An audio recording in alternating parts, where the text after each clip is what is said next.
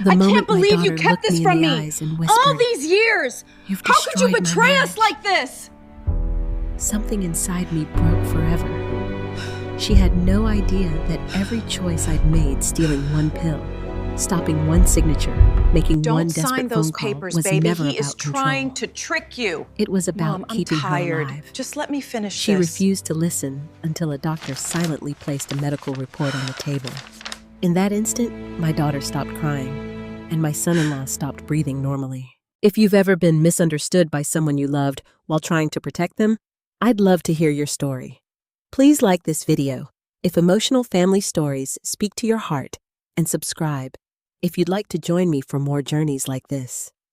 Before we begin, tell me in the comments where you're watching from and what time it is where you are.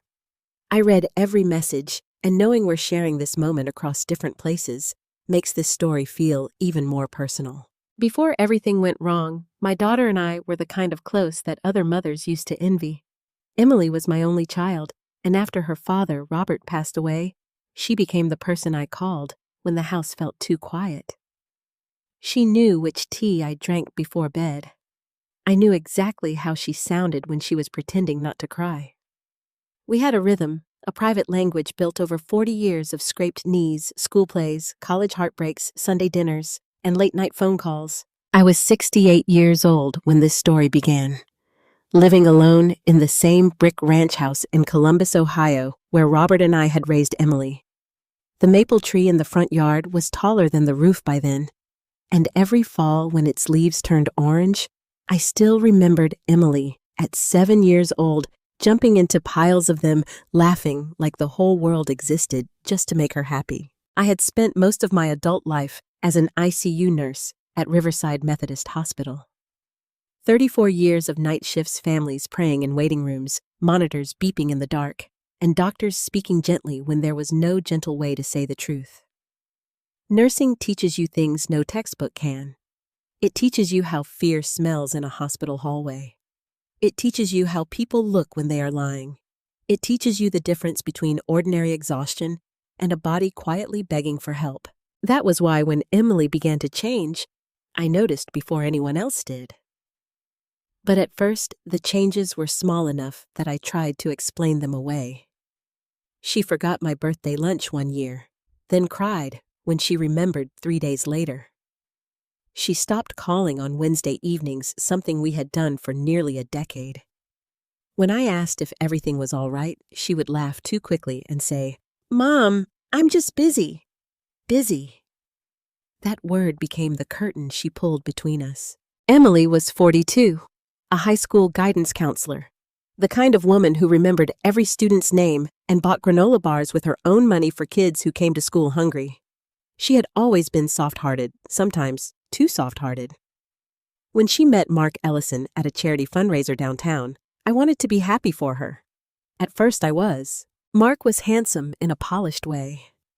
Not movie star handsome, but the kind of man who looked as if he had never spilled coffee on himself or forgotten to iron a shirt. He worked as a financial advisor, wore navy suits, and spoke in a calm voice that made people lean toward him. He opened doors, remembered names, brought wine to dinner, and called me Mrs. Walker, even after I told him to call me Linda. The first time Emily brought him to my house, she looked nervous and hopeful. I remember standing at the stove stirring chicken and dumplings, watching her watch me. "Be honest, Mom," she whispered while Mark was in the bathroom. "What do you think?" I smiled because her eyes were shining in a way I had not seen since before Robert died. "I think he seems very thoughtful," I said. She touched my arm. "I really want you to like him." That should have made me happy. Instead, something inside me tightened. Not because of anything obvious. Mark was polite. Too polite, maybe. He complimented my cooking, asked about my nursing career, even offered to help fix the loose cabinet door in my laundry room. But there was something about the way he looked around my house. Not like a guest admiring a home. More like a man quietly calculating value.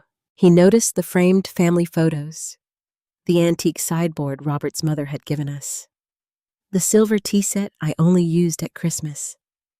And once, when Emily stepped outside to take a phone call, Mark stood in my hallway staring at the old picture of Robert in his army uniform. "Your husband left you well taken care of, I hope," he said. I turned from the kitchen doorway. "Excuse me," he smiled, immediately smooth as cream. "I only mean, after losing someone, finances can become complicated. I help families with transitions like that." "There was nothing complicated about Robert," I said. "He made sure I'd be all right." Mark nodded slowly. "That's good. Emily worries about you." That was the first time I felt it, the gentle twist of his words. He had asked about my money, but somehow ended by making it sound like Emily's concern. I said nothing to Emily then. Mothers learn to be careful with the men their daughters love. If you speak too soon, you become the enemy before the danger ever shows its face. So I watched. For the first year, Mark behaved like a devoted husband. He came to church with Emily on Easter. He helped Sophie, their little girl, build a birdhouse in my backyard. He brought me groceries during a snowstorm and made sure everyone knew he had done it. Emily blossomed at first. She wore softer colors. She laughed more. She told me Mark made her feel safe, and I tried not to flinch at that word. Safe should never need to be announced so often. Still, I wanted to believe in her happiness. After Robert died, I had learned that loneliness could make a house feel like a punishment. If Emily had found someone to share her mornings and bills and fears with, who was I to search for cracks? But the cracks found me. One Sunday afternoon, about 18 months into their marriage, Emily came over with Sophie for lunch. Mark said he had a client meeting, although it was Sunday, and Emily brushed it off like that was normal. I made pot roast, mashed potatoes, green beans with bacon, the kind of meal Emily used to request when she was homesick in college. Sophie sat at the table coloring a picture of a purple horse. Emily helped me carry plates from the kitchen. She dropped one. It shattered near the sink, white ceramic scattering across the floor. "Don't move," I said quickly. "You'll cut yourself." But Emily just stood there staring down at the broken pieces. Her face had gone pale. "Honey," I touched her elbow. "Are you all right?" She blinked as if she had forgotten where she was. "I'm fine. You look dizzy," I said. "I'm fine, Mom." Her voice was sharp, sharper than it needed to be. Sophie looked up from the table. I crouched to pick up the larger pieces, and that was when I noticed Emily gripping the counter so hard her knuckles had gone white. "Sit down," I said. She gave a short laugh. "You still think I'm 12? No. I think you almost fainted in my kitchen." "I skipped breakfast." "You never skip breakfast. People change." It was such a strange thing to say over a broken plate. Later, while Sophie watched cartoons in the living room, I sat beside Emily on the back porch. The September air was cool, and a neighbor was mowing his lawn 2 houses down. Emily held a glass of iced tea, but barely drank from it. "Talk to me," I said softly. She kept her eyes on the yard. "About what?" "About whatever is making you so tired." She sighed. "Mom, please don't start. I'm not starting anything." "You always do this. You notice one tiny thing and build a whole emergency around it." That hurt. Because there had been a time when my noticing made her feel loved. "I was a nurse for 34 years, I said. "I can tell when something is off." "And I'm a grown woman," she replied. "I can tell when I need help." The back door opened before I could answer. Mark stepped onto the porch smiling like he had been invited into a pleasant conversation. "I finished early," he said. "Hope I'm not interrupting." Emily straightened at once. Not relaxed, straightened. I saw it, a tiny adjustment in her body. Shoulders back, smile ready, pain hidden. No, she said. Mom was just worrying. Mark's eyes moved to me. Not angry? Not yet. Amused. Well, he said, placing a hand on Emily's shoulder. Mothers do that. His hand looked gentle. Emily leaned into it, but not naturally. It was almost as if she had been trained to prove something. I looked from his hand to her face, and a memory rose in me from years of hospital rooms, patients insisting they were fine, while their bodies told the truth. That night, after they left, I washed the lunch dishes and stood for a long time holding the broken edge of that plate. It was one from my wedding set, the blue-rimmed china Robert and I had received in 1979. I should have thrown it away.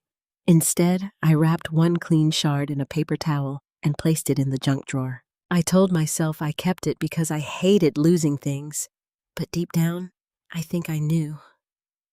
Something in my family had cracked that day, and whatever had caused it was only just beginning. The second time, I noticed something was truly wrong with Emily. It was not in my kitchen, and it was not over a broken plate. It was in a pharmacy parking lot on Henderson Road 2 weeks after that Sunday lunch. I had gone to pick up my blood pressure prescription, and as I was walking back to my car, I saw Emily standing beside Mark's silver SUV near the curb. She had one hand pressed against the passenger door, and the other hand was touching her forehead like she was trying to steady the whole world with her palm. At first, I almost called out. Then I stopped. Mark was standing in front of her, speaking low. I was too far away to hear every word, but I could see his face. He was not angry in the loud, red-faced way. He looked worse than angry. He looked controlled. Emily shook her head once. Mark leaned closer. She lowered her eyes. That small movement did something to me. It was not fear, exactly, not yet. It was recognition. I had seen that posture before in hospital rooms, in waiting areas, in women who said, "He just worries about me," while their eyes begged someone not to ask any more questions. I stepped between two parked cars and called her name. Emily. She turned so quickly she nearly lost her balance. Mark's expression changed before he looked at me. It was like watching a curtain drop over a window. In one breath, he became warm and pleasant. "Linda," he said, "what a surprise." Emily forced a smile. "Mom, hi." I looked at her face. She had makeup on, but not enough to hide the grayness under her skin. Her lips looked dry. There was a faint tremor in her right hand. "What are you doing here?" I asked. "Just picking up a few things," she said. "At the pharmacy." She gave a nervous little laugh. "That is usually what people do at pharmacies." Mark chuckled, as if she had made a charming joke. Then he placed his hand on the small of her back. "She's been run down," he said. "Work stress. You know how dedicated she is." I knew how dedicated she was. I also knew my daughter did not tremble from dedication. "Have you seen a doctor?" I asked her. Her eyes flicked to Mark before answering. That was the moment my heart sank, not because she looked at her husband. Married people look at each other all the time, but Emily looked at him the way someone looks at a locked door, checking whether it will open or close. "I'm fine," she said. Mark smiled. "I've been telling her to rest, but she won't listen." His tone was affectionate. His words were harmless. Still, something in me resisted them. I reached for Emily's hand. "Let me take you to lunch." She pulled back half an inch before she caught herself. "I can't," she said. "We have errands. You can spare 30 minutes. Mark glanced at his watch. "Actually, we're on a schedule." "A schedule?" I wanted to ask what kind of schedule mattered more than my daughter's pale face and shaking hand. Instead, I looked at Emily and said, "Call me tonight." She nodded too fast. I will. She did not call. The next day, I called her. No answer. I left a voicemail. Then I texted, just checking on you, honey. Love you. 3 dots appeared, then disappeared. 10 minutes later, a message came through. Sorry, Mom. Busy day. Talk soon. It sounded like Emily and did not sound like Emily at all. Over the next month, the signs came in fragments. A dropped word here, a missed appointment there, a strange pause in the middle of a sentence as if someone had reached inside my daughter's mind and dimmed the lights. One evening, she called me from her car. I could hear traffic in the background and the clicking sound of her turn signal. Mom, she said, did Dad ever have dizzy spells before he died? The question was so unexpected that I sat down on the edge of my bed. Why are you asking that? I don't know. I was just thinking. Are you dizzy again? There was silence. Emily, I just stood up too fast today. Where are you? In the school parking lot. Stay there. I'll come get you. No, she said quickly. Too quickly. Please don't. Then let me call Mark.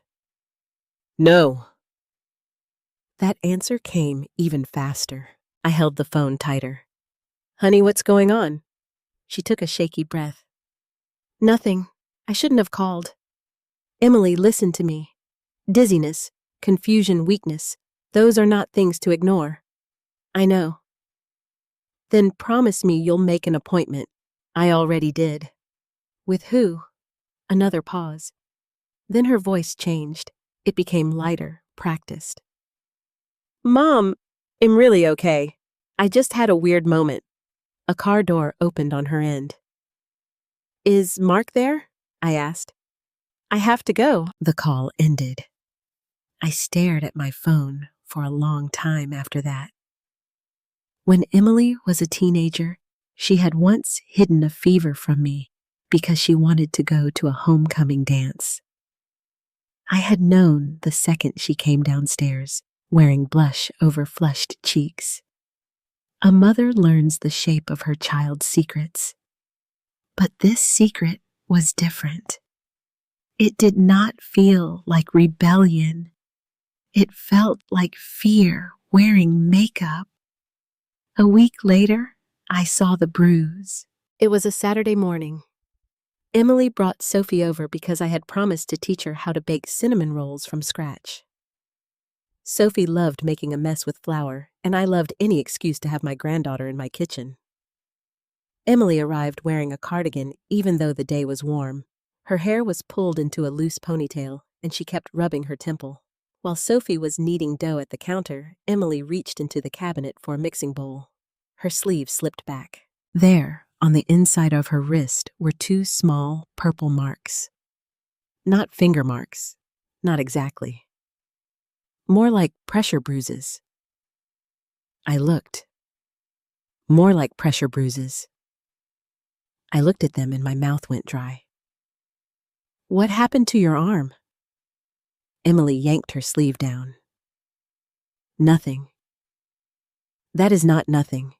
I bumped it. On what? The pantry door. I looked toward my pantry door, then back at her. Emily, at them, and my mouth went dry. What happened to your arm? Emily yanked her sleeve down. Nothing. That is not nothing. I bumped it. On what? The pantry door. I looked toward my pantry door, then back at her. Emily. Her face hardened. Don't do that. Do what? Use that nurse voice. I'm using my mother voice. Well, stop. Sophie looked up, flour on her nose. Mommy got bruises from being clumsy. Emily's whole body went still. I turned gently toward Sophie. Did Mommy say that? Sophie shrugged. Daddy did. Emily set the bowl down too hard. Sophie, go wash your hands. But Grandma said, now. Sophie's lower lip trembled, but she climbed down from the stool and went to the bathroom. The moment she was gone, I lowered my voice. Tell me the truth. Emily's eyes filled with tears so suddenly it shocked me. Then she blinked them away. I am tired of being examined every time I come here. I am not examining you. I am worried. You are always worried, because you are always giving me reasons to be. Her face twisted. Do you know what Mark says? No, but I imagine Mark says many things. He says you never accepted that I'm an adult. That sentence landed like a slap. I took a breath. And do you believe that? I believe you don't know how to let go. I looked at the hallway where Sophie had disappeared at the flowers scattered across my counter at my daughter. Standing in the middle of the kitchen she had grown up in, defending a man who explained her bruises before she could. I let you go when you went to college, I said quietly. I let you go when you got married. I let you build your life. But letting go does not mean closing my eyes. Emily picked up her purse. We're leaving. Emily, please. She called for Sophie, then moved toward the front door with stiff, determined steps. Before she left, she turned back. You have to stop looking for something wrong with my husband. I wanted to say I am not looking for something wrong with him. I am looking for what is happening to you. But her face was already closed, so I said nothing. After they drove away, I found Sophie's little handprint still pressed into the flower on my counter. 5 tiny fingers, clear as a warning. That was the day I stopped telling myself I might be overreacting. Because my daughter was not just tired. She was fading in front of me, and everyone around her was being taught to call it stress. The first action Emily truly could not forgive me for happened on a Thursday evening in the middle of an ordinary family dinner. That is how these things happen sometimes. Not with thunder, not with a warning, just a plate of baked salmon, a child asking for extra butter on her roll, and a mother noticing something she was never meant to see. Emily and Mark had come over after work with Sophie. I had invited them because I missed them, but also because I wanted to see my daughter with my own eyes. Phone calls had become unreliable. Text messages had grown shorter. Every time I asked if she was sleeping, eating, resting, seeing a doctor, she gave me the same answer.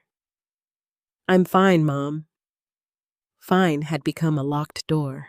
That night, she looked better at first glance. Her hair was curled.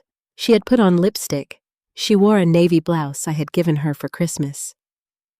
But when she hugged me, I felt how light she had become. Emily had never been a large woman, but she felt smaller somehow, as if stress had been slowly carving pieces off her. You look pretty, I said. She smiled. Thank you. Mark stepped in behind her, carrying a bouquet of grocery store lilies wrapped in clear plastic. For the hostess, he said. I accepted them because manners had been raised into my bones, but I caught the scent immediately too sweet, too heavy, the kind that fills a room and hides other things. That was kind, I said. His smile never changed. You always make such an effort for us, Linda. There it was again, that smooth tone, a compliment that somehow felt like an accusation. Dinner began normally enough. Sophie told me about a spelling test. Mark talked about interest rates and the housing market. Emily sat beside him, picking at her food. Not hungry, I asked gently. She looked up. I ate late at school. She's been doing that, Mark said, cutting into his salmon. Eating at odd hours. Then she wonders why she feels off. Emily's fork paused. I watched her face. She did not defend herself. She did not even look annoyed. She just lowered her eyes and moved a piece of asparagus around her plate. After dinner, Sophie begged to show me the drawing she had made in art class, so we went into the living room. Emily followed slowly and sat on the couch. Mark stayed in the kitchen to help clean up, which mostly meant rinsing 2 plates while asking me where I kept things he already knew. Sophie climbed into my lap with her picture. It was of 3 stick figures holding hands outside a yellow house. One had gray hair, one had brown hair, one was small with a purple dress. "Where is your daddy?" I asked before I could stop myself. Sophie looked at the picture, then shrugged. "At work." Emily heard it. I saw her eyes flick up. Mark came in then, drying his hands on a towel. "Daddy works hard," he said lightly. "That's why we have nice things, right, Soph?" Sophie nodded, but the easy mood in the room had changed. A few minutes later, Emily stood up too quickly. "I need some water," she said. "I'll get it," Mark offered. "No, I can." She walked toward the kitchen, but halfway there her step faltered. Just one small misstep. If I had not been watching, I might have missed it. But I was watching. She reached for the back of a dining chair to steady herself. Then she looked around, embarrassed, as if the chair had betrayed her. "I'm okay," she said before anyone asked. Mark was already beside her. "You didn't take your vitamins today, did you?" he said. Something cold moved through me. Emily gave a little sigh. "I forgot." He touched her shoulder. "That's why you feel shaky." Vitamins. The word sat in my mind like a stone. "I didn't know you were taking vitamins," I said. Emily avoided my eyes. "Just some natural supplements." "What kind?" Mark answered for her. "A calming blend, magnesium herbs, that sort of thing. Nothing serious." I looked at him. "Where did you get them, Linda?" he said softly, with almost a laugh. "It's just a supplement." I asked where. Emily's cheeks flushed. "Mom, please don't." The room went quiet. Sophie looked from one adult to another, her drawing forgotten in her hands. I swallowed my next question because I did not want to scare the child. But from that moment on, I could not stop thinking about those pills. Later, while Emily helped Sophie put her shoes on near the front door, she set her purse on the small bench in my entryway. It was unzipped. I saw the bottle inside only because it had rolled toward the opening. A white plastic bottle, no pharmacy label, just a pale green sticker with the words "Natural Calm Support" printed in soft letters. I should have left it alone. That is what Emily would later say. That is what any reasonable person might say. A grown woman's purse is private.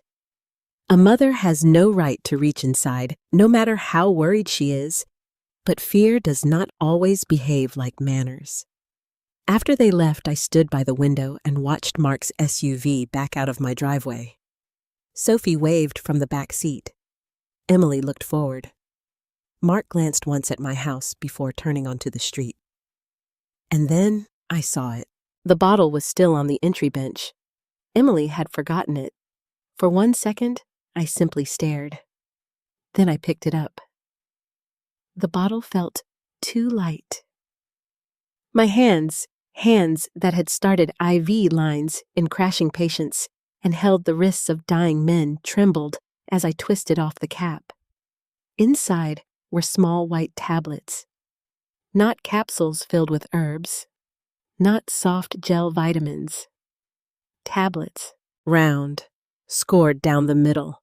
No printed brand name. No supplement smell. I poured one into my palm and felt my chest tighten. I had seen thousands of pills in my career.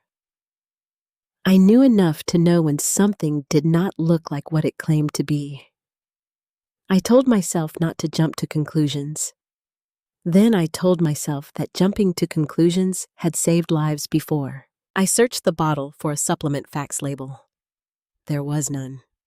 Only the green sticker on the front, slightly crooked, as if someone had printed it at home and pressed it on by hand. My mouth went dry. I took one tablet and wrapped it in a tissue. Then I put the bottle in the drawer by the door, meaning to call Emily and tell her she had left it behind. Before I could, my phone rang. Emily. For one wild second, I thought maybe she was calling to talk. Maybe she had realized she needed help. Maybe some part of her still trusted me. I answered immediately. Honey. Her voice was sharp with panic. Mom, did I leave a bottle at your house? I closed my eyes. Yes, I said carefully. You did. There was rustling on the other end, then Mark's voice in the background, low and urgent. I could not make out the words, but I heard enough to know he was there. I need it back, Emily said. I'll bring it tomorrow. No, tonight. Emily, it's late. Mom, please, I need it. Her desperation cut through me. But it was not the desperation of someone needing a harmless vitamin. It sounded like fear. What exactly is in this bottle? I asked. Silence. Then Mark's voice closer now. Linda, we can swing by and pick it up. I tightened my grip on the phone. I was asking my daughter. Emily's voice came back brittle and angry. It is none of your business. If you are putting something into your body and it is making you dizzy, confused, and weak, it became my business the day I gave birth to you. She inhaled sharply. You opened it? I did not answer fast enough. Oh my God, she whispered. You opened my purse. No. You left the bottle on the bench. But you opened the bottle. Yes. And you counted them. No. Another pause. Then her voice changed. It turned cold, wounded, humiliated. You took one. My stomach dropped. I looked toward the tissue on the kitchen counter. Emily, you took one of my pills. I need to have someone identify it. You had no right. I am trying to protect you. No, she snapped. You are trying to control me. Those words were not hers. Or maybe they were hers, but they had been planted, watered, and patiently grown by someone else. Listen to me, I said. That bottle has no proper label. Those tablets do not look like a calming supplement. I worked in critical care for 34 years. Something is wrong. What's wrong, she said, her voice breaking, is that my mother thinks I'm too stupid to take care of myself. That is not true. You don't trust my husband. You don't trust my judgment. You don't trust anything unless you're the one in charge. I heard Mark murmur something in the background. Then Emily said the sentence that stayed with me for months. Maybe Mark is right. Maybe I need space from you. I sat down slowly at the kitchen table. There are pains in life that arrive with noise. The phone call in the middle of the night, the doctor's careful voice, the officer at the door. And then there are pains that arrive quietly through the voice of your own child, telling you that your love has become a burden. I'll bring the bottle back, I said. Tonight? No, I whispered. Tomorrow. Why? I looked at the tissue on the counter. Because I need one night to find out what you're really taking. She hung up. I did not sleep that night. I sat in Robert's old recliner with the tablet sealed inside a plastic sandwich bag on the coffee table, staring at it like it might confess. By morning, Emily had sent 6 messages. Mark had sent 2. The last one from him said, Linda, this kind of behavior is exactly why Emily feels unsafe around you. Unsafe. I read that word until my vision blurred. Then I picked up the phone and called Dr. Karen Mitchell, a retired hospital pharmacist I had known for 20 years. When she answered cheerful and unsuspecting, I said, Karen, I need a favor. And I need you not to tell me I'm being dramatic until after you've seen what I found. There was a pause. Then her voice became serious. Linda, what happened? I looked at the small white tablet on my table. I think someone may be giving my daughter something that is not what he says it is. And for the first time since this nightmare began, saying it out loud made the fear real. I gave the bottle back the next morning, not because I wanted to. Every instinct in me screamed to keep it, to hide it, to march it straight to a lab and demand answers. But Emily was waiting in my driveway before 8 o'clock, sitting in the passenger seat of Mark's SUV like a child brought to collect something stolen. Mark was driving. Of course he was. I opened the front door before they knocked. Emily stepped out slowly, arms folded across her chest, even though the morning was already warm. She looked tired, worse than tired. Her eyes were puffy, and her skin had that dull, papery look I had seen too many times in patients whose bodies were fighting something quietly. Mark walked beside her, one hand hovering near her back, but not quite touching. It looked protective from far away.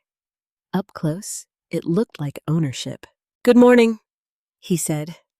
I ignored him and looked at Emily. "Come inside." "We're not staying," she said. Her voice was flat rehearsed. I stepped back anyway.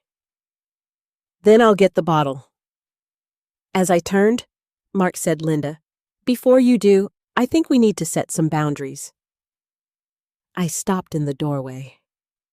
Boundaries. Funny how people who cross lines love that word when someone finally notices. I faced him. "This is between me and my daughter." He gave a patient smile, the kind a teacher gives a difficult child. "Emily is my wife. When something affects her sense of safety, it affects me." Emily looked down. There it was again. Safety. He had turned the word into a leash. I went to the entry table and picked up the bottle. I had put it back exactly as it was, minus the one tablet wrapped and sealed in the small plastic bag now hidden inside an old aspirin tin in my medicine cabinet. My heart beat hard as I carried the bottle to Emily. She reached for it, but I held on for one extra second. "Please listen to me," I said softly. "That bottle is not properly labeled." Her jaw tightened. "We already talked about this." "No," we argued. "That is not the same thing." Mark sighed behind her. I kept my eyes on Emily. "You have been dizzy. You've been confused. You have bruises you can't explain. You are low sing weight. That is not normal stress." Mark sighed behind her. I kept my eyes on Emily. "You have been dizzy. You've been confused. You have bruises you can't explain. You are losing weight. That is not normal stress." Her face flushed, but I saw fear flicker under the anger. Then Mark stepped closer. "She has a doctor, Linda." "What doctor? That's private. I was not asking you." Emily flinched at my tone. Mark noticed. He always noticed. He placed his hand gently on her shoulder. "See, this is what I mean. She pushes until you feel cornered." Emily's eyes filled. I wanted to slap his hand away. Instead, I lowered my voice. "Honey, I am not trying to corner you." "You took my pills," she whispered. "I took one because I was scared." "You stole from me." "No, I tried to protect you." She laughed once, bitter and broken. "You keep saying that like it makes everything okay." Mark looked at me, and for the first time, I saw something cold behind his polite face. Not frustration, not embarrassment. Warning. "Linda," he said, "I think it would be best if you gave Emily some space for a while." The words hit me harder than I expected, because he said them like a verdict already agreed upon. I turned to Emily. "Is that what you want?" She would not meet my eyes. "Emily," her mouth trembled. "I don't know what I want anymore." That sentence almost made me reach for her. Almost. But Mark spoke first. "She wants peace," he said. And just like that, he took her uncertainty and translated it into his command. They left with the bottle. I stood on the porch watching the SUV disappear down the street while my hands shook so badly I had to grip the railing. For 2 days, Emily did not answer my calls. On the third day, she sent one message. Mom, I need time. Please respect that. Respect. Another word twisted into a wall. I respected her silence for 6 hours. Then I called Dr. Karen Mitchell again. Karen had been a hospital pharmacist for almost 40 years. She was blunt, brilliant, and not easily alarmed. When I dropped the tablet off at her house, she had listened without interrupting, which scared me more than if she had told me I was being dramatic. Now when she answered, her voice was low. Linda, I can't identify it fully from appearance. A lot of tablets look alike, but I can tell you this much. It is not any over-the-counter calming supplement I've ever seen. I sat at my kitchen table, pressing the phone to my ear. What do I do? You document everything. Dates, symptoms, what you saw. What she said? I need proofs. You need to be careful. Karen said, if someone is mislabeling medication, that is serious. But if you accuse without documentation, he'll make you look unstable. He already is. There was a pause. Then don't help him. That advice stayed with me, but following it was harder than hearing it, because Mark moved faster than I expected. The first sign came from my neighbor Carol, who lived across the street and knew every movement on our block before the mailman did. She stopped me at the mailbox on Friday afternoon. Linda, she said carefully, is everything all right with Emily? My stomach tightened. Why Carol's expression became unconfortable. Mark came by yesterday. She stopped me at the mailbox on Friday afternoon. Linda, she said carefully, is everything all right with Emily? My stomach tightened. Why? Carol's expression became uncomfortable. Mark came by yesterday, here to my house, said he was checking whether I had seen you wandering late at night. I stared at her. He said what Carol looked ashamed now. He said Emily was worried about you, that maybe grief had been getting worse, that you'd been acting suspicious. The word burned. I have never wandered late at night. I know that, Carol said quickly. I told him that. But he seemed so concerned. Concerned. Of course he did. That was Mark's gift. He could poison a room while sounding like he was opening a window. By Sunday, my sister Ruth had called from Dayton. Linda, she said, what is going on? With what? Emily called me crying. My chest tightened. What did she say? She said you went through her purse and stole medication. She said Mark thinks you may be struggling since Robert died. She said maybe you need counseling. I closed my eyes. Ruth was silent for a moment, then added, I told her you've always had a strong personality. I opened my eyes. That's not helping. I'm just saying, maybe you came on too hard. Ruth, something is wrong with my daughter. Or maybe something is wrong in the way you're handling it. Those words hurt because they came from someone who loved me. That was how isolation begins. Not all at once. Not with everyone slamming doors. Just little doubts placed in people's hands until they start carrying them for the person who planted them. At church the next week, 2 women asked if I was feeling better. One offered me the number of a grief support group. Another patted my arm and said, Widowhood can make us hold on too tightly. I smiled until my cheeks ached. Then I drove home and cried in the garage because I did not want my neighbors to see me through the kitchen window. The worst moment came that evening. Emily called. I answered so quickly, I almost dropped the phone. Emily! Mom, she said, and for 1 second, she sounded like my little girl again. I'm here. She breathed unsteadily. Why are people calling me about you? I frowned. What? Aunt Ruth, Mrs. Patterson from church. Even Carol texted me. Everyone is acting like Mark did something wrong. My hand tightened around the phone. Emily, Mark is talking to people about me first. He is trying to protect me. From me. Silence. That silence answered. I stood in my kitchen, staring at the framed photo on the refrigerator of Emily at 16, wearing her marching band uniform, grinning with braces and bright eyes. I wanted to reach through time and warn that girl. I wanted to tell her that someday a man would teach her to fear the woman who had held her through every fever. "Do you really believe I would hurt you?" I asked. Her voice broke. "I believe you don't know when to stop. There are sentences that cut cleanly.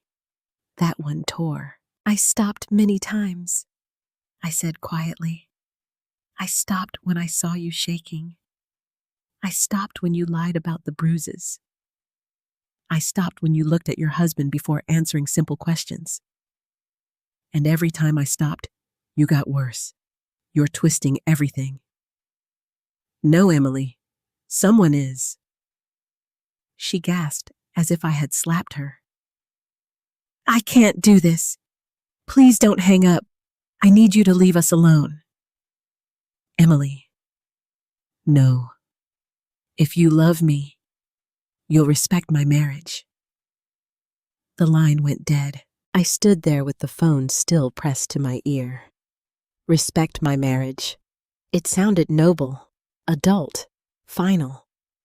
But all I could hear underneath it was Mark's voice.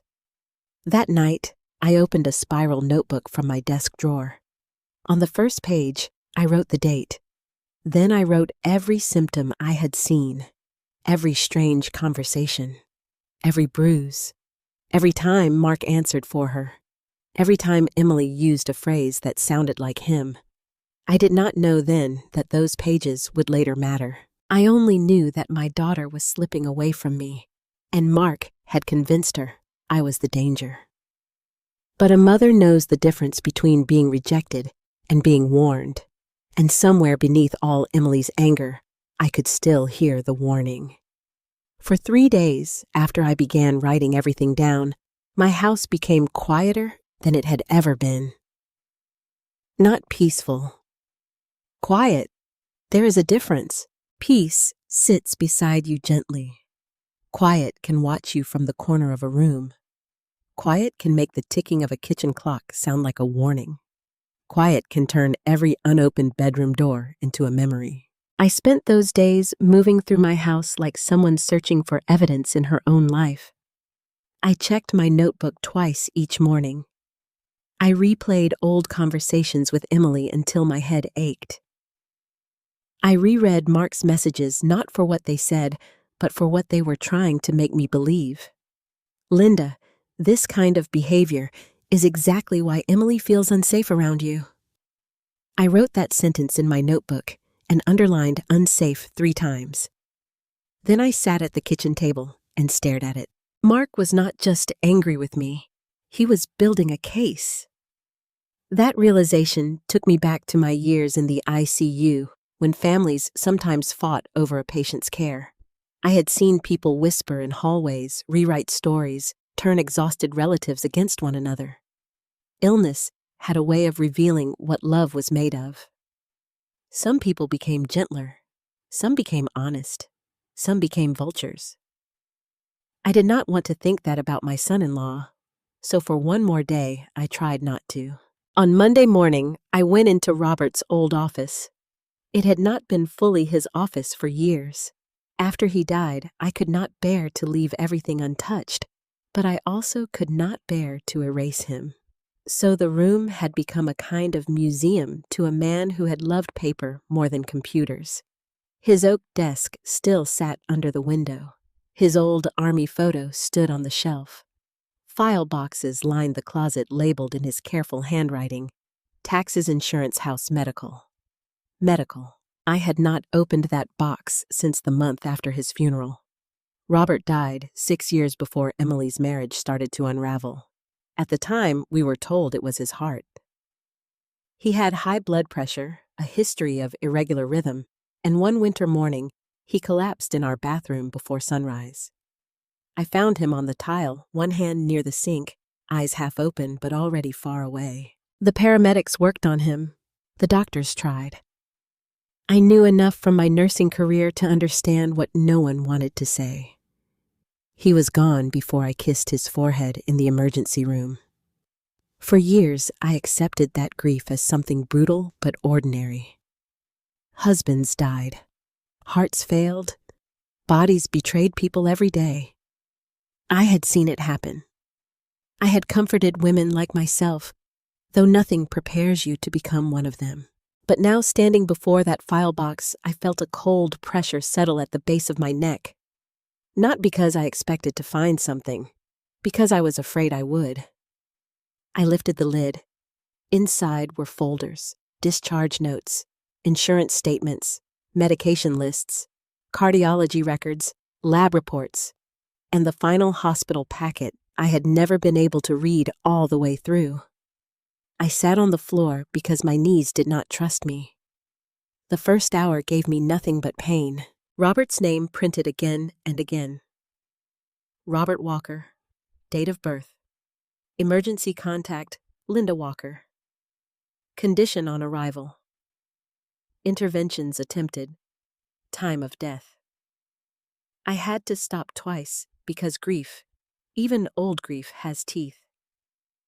Then I found the toxicology report. I almost set it aside. Back then, no one had made much of it. The doctor had told me they ran standard blood work because Robert had been found unresponsive. I remembered nodding through the explanation, hearing only every third word. Now I read it line by line. Electrolytes, cardiac markers, kidney function, prescribed medications. Then one result made my eyes pause. A beta blocker concentration higher than expected. Not impossibly high. Not labeled as poisoning. Not circled. Not flagged with dramatic red letters. Just a number that sat slightly outside the range I would have expected for Robert's dose. I frowned. Robert had taken a low-dose beta blocker for years. He hated medication and never took more than prescribed.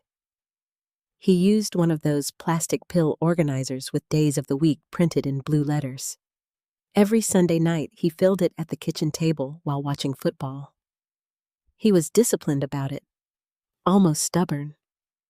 I read the line again, then again. The old nurse in me woke up fully. A high concentration did not automatically mean anything criminal.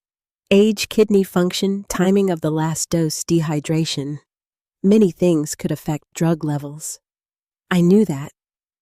I told myself that. But then I thought of Emily.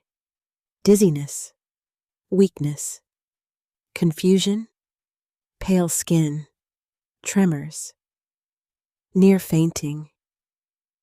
A calming supplement in an unlabeled bottle. I put Robert's report beside my notebook. For several minutes, I could not move. A memory came back then, one I had buried because grief had given me easier explanations. 2 weeks before Robert died, he had told me his coffee tasted strange. We were sitting at the kitchen table, morning light coming through the curtains. He took one sip, made a face, and pushed the mug away. "Something wrong?" I asked. "Tastes bitter. It's the same coffee." He shrugged. "Maybe my mouth's off." At the time, I blamed his medication. Then he began sleeping more in the afternoons. He said he felt lightheaded when he stood up. Once, while bringing groceries in, he had to sit on the porch steps because his legs felt weak. I told him to call Dr. Harris. He said he had an appointment coming up. Did he go? I could not remember. That terrified me, because for years I had believed I remembered everything about the final days of my husband's life. Now those memories shifted under my feet. I reached for another folder, this one labeled Pharmacy. Inside were printed receipts from the local CVS where we filled prescriptions. Robert kept everything: warranty cards, gas logs, receipts for $10 purchases. At the time, I had teased him for it. Now I silently thanked him. The receipts showed his prescriptions clearly. Low-dose beta blocker, blood thinner, cholesterol medication, nothing unusual. Then near the back, I found a receipt I did not recognize. It was not from CVS. It was from a pharmacy on the other side of town, one Robert never used. The medication name was abbreviated, but the drug class looked familiar enough to make my skin prickle. The customer name was Robert Walker. The pickup signature was not his. It was a scribble. I held the receipt so tightly the paper bent. The date was 9 days before his death. I whispered, "Robert, what happened?" Of course the room did not answer. I placed the receipt beside the toxicology report and stood too quickly. The office tilted, and for one brief second I understood Emily's dizziness in my own body. I gripped Robert's desk until the room steadied. Then I called Karen. When she answered, I did not bother with greetings. "I found Robert's medical records." Her voice sharpened, and there was a higher than expected level of his beta blocker when he died. Silence. "Linda," she said carefully, "that can happen for medical reasons." "I know. Kidney function. Not perfect, but not terrible. Dose low. Timing. I don't know." I picked up the strange pharmacy receipt, but I found something else. A pharmacy receipt from 9 days before he died. Different pharmacy. Same class of medication, I think. Not his usual place. And the signature is wrong. Karen was quiet long enough that my heart began to pound. Finally, she said, "Do not jump ahead of the evidence." "I am trying not to." "No, listen to me. Do not jump ahead out loud. Not to Emily, not to Mark, not to anyone who might repeat it. You think I'm right. I think you found something that needs explanation." That was Karen. Careful. Precise. But I heard what she did not say. "Could someone have done that to him?" I asked. Her voice softened. "Linda, could someone have given him extra medication without us knowing?" Another pause. "Yes," she said. "It is possible." I closed my eyes. The word possible was small, but it split my past open. After the call, I sat in Robert's chair and looked around the office. The late afternoon sun fell across his desk, touching the dust along the edge of his old stapler. For 6 years, I had mourned my husband as a woman robbed by fate. Now I wondered if fate had ever been alone in the room. I thought of Mark standing in my hallway the first time he visited, staring at Robert's army photo. "Your husband left you well taken care of, I hope." Back then it had sounded rude. Now it sounded like interest. But Mark had not even married Emily when Robert died. He had met her later, at least officially. That was what I believed. That was what Emily had told me. Still, the thought would not leave me. Had their paths crossed before? Had he known something about our family before he entered it? Or was I tying two tragedies together because fear needed a shape I did not know? But I knew this: Emily's symptoms looked too much like warnings I had missed once before. That night, I added a new section to my notebook. Robert's medical report. Under it, I wrote every detail I could remember from the weeks before his death. The bitter coffee, the dizziness, the naps, the weakness, the pharmacy receipt, the toxicology result. Then I wrote one sentence at the bottom of the page. I failed to question it once. I will not fail again. My hand shook as I closed the notebook. Outside, darkness settled over the yard. The maple tree moved in the wind, its branches brushing the window like fingers. For the first time, I did not feel only afraid for Emily. I felt haunted by Robert. And somewhere inside that haunting was a truth trying to rise. The warning came from the smallest voice in the family. Sophie. I had not seen my granddaughter for almost 2 weeks, and that absence hurt in places I did not know could still hurt. Emily had stopped bringing her over. Mark had stopped responding to my messages unless he wanted to remind me that space was healthy. Even when I mailed Sophie a little card with stickers inside, Emily sent a short text saying, "Please don't put Sophie in the middle." As if loving my granddaughter was a strategy. As if every soft thing I did had been turned suspicious. Then, on a gray Saturday morning, Emily called. I was in Robert's office, still sorting through medical records, when my phone lit up with her name. For 1 second, I simply stared at it, afraid that if I answered too quickly, she would vanish. "Emily," I said. Her voice sounded tired. "Mom, I need to ask a favor. Anything." That word came out before pride could stop it. She paused. "Mark has a financial seminar downtown, and I have to go into school for a parent meeting. Our sitter canceled. Can Sophie stay with you for a few hours?" My heart lifted so suddenly it hurt. "Of course. It's just for the morning." "That's fine. And please," she sighed, "please don't ask her questions about us." I closed my eyes. I won't interrogate my granddaughter. I'm serious. So am I. There was a silence long enough for me to hear how far apart we had become. Then she said quieter, "She misses you." I swallowed hard. I miss her too. Mark dropped Sophie off at 9:30. Not Emily. Mark. He pulled into my driveway in his silver SUV and walked Sophie to the porch with one hand on her shoulder. She wore pink rain boots, a yellow jacket, and a backpack shaped like a cat. When she saw me, her face lit up, but before she could run forward, Mark's hand tightened slightly. I noticed. I always noticed. "Grandma!" Sophie called. I bent down and opened my arms. "There's my girl." She hugged me around the waist, hard and warm and real. For a moment, I buried my face in her hair and breathed in that sweet child smell of shampoo crayons and peanut butter. Mark stood on the porch, smiling. "She's had breakfast," he said. "Emily will pick her up around 1. I thought you had a seminar." "I do. Then Emily is picking her up." His smile thinned. "That's what I said?" Sophie looked up between us, sensing the tension in the air, the way children always do. I forced my face to soften. "Well, be fine." Mark crouched in front of Sophie. "Remember what we talked about?" She nodded, but her eyes had gone cautious. He tapped the tip of her nose. "Good girl." After he left, I stood at the window and watched his SUV reverse into the street. Sophie stood beside me, chewing the inside of her cheek. "What did Daddy tell you to remember?"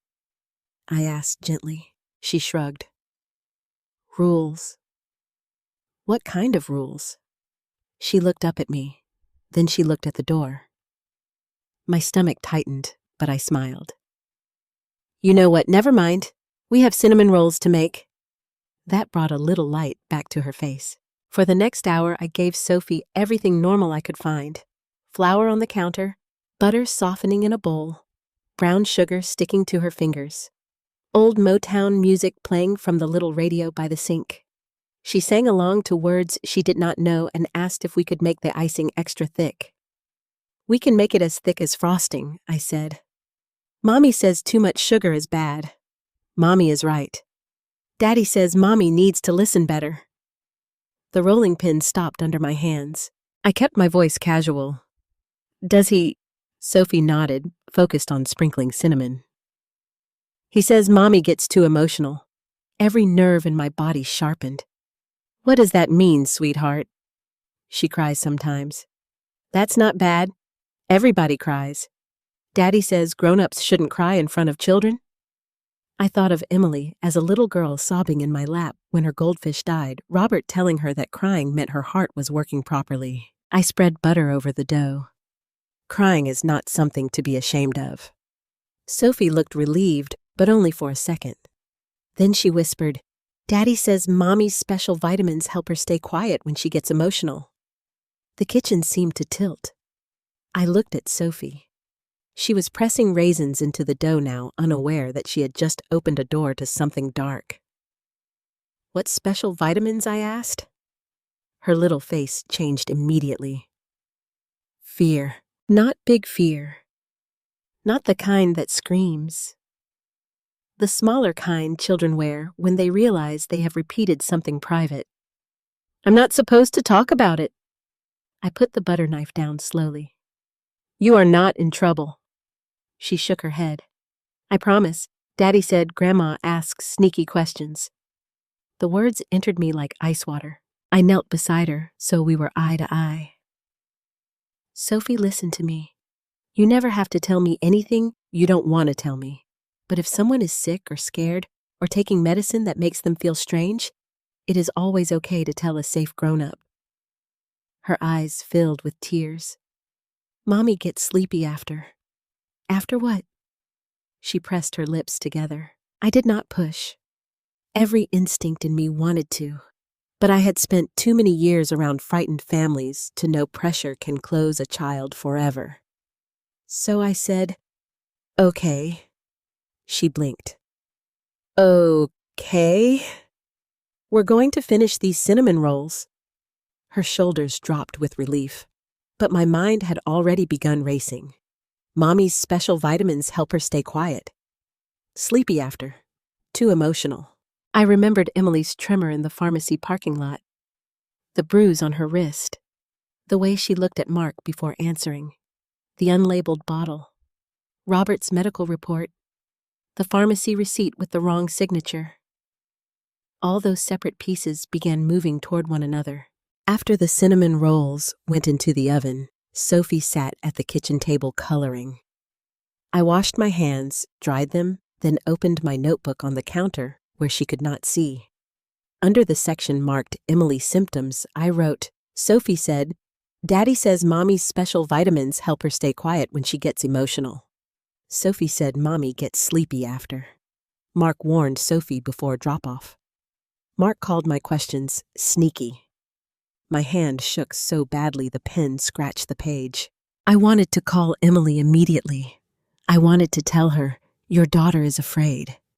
Your husband is giving her language no child should carry. Wake up. But Emily would hear accusation, not warning. Mark had prepared her for that. He had spent weeks building a version of me that could not be trusted. So I waited. Waiting when your child may be in danger feels like betrayal. At noon, Sophie and I ate warm cinnamon rolls at the table. She got icing on her chin, and for a little while she looked like any happy 8-year-old spending Saturday with her grandmother. She told me about a book fair at school, a girl named Ava who copied her drawing, and a boy who put glue on his own shoe. I laughed when I was supposed to laugh. Inside, I was counting minutes. At 1:20, Emily arrived. Alone. She came to the door wearing leggings and a gray sweatshirt, her hair pulled into a messy bun. No makeup, no lipstick, no bright shell over the exhaustion. She looked worse than I had ever seen her. Sophie ran to her. Mommy, we made cinnamon rolls. Emily smiled, but it took effort. That sounds nice, baby. I stepped closer. Come sit down for a minute. I can't. You look pale. Her smile disappeared. Mom, I'm not starting. I'm offering you a chair. Sophie looked up. Mommy, Grandma made extra icing. Emily swayed slightly. Just slightly. I reached for her arm. She jerked back. The movement was automatic, and we both noticed it. Her eyes filled with shame before anger replaced it. I said, I'm fine.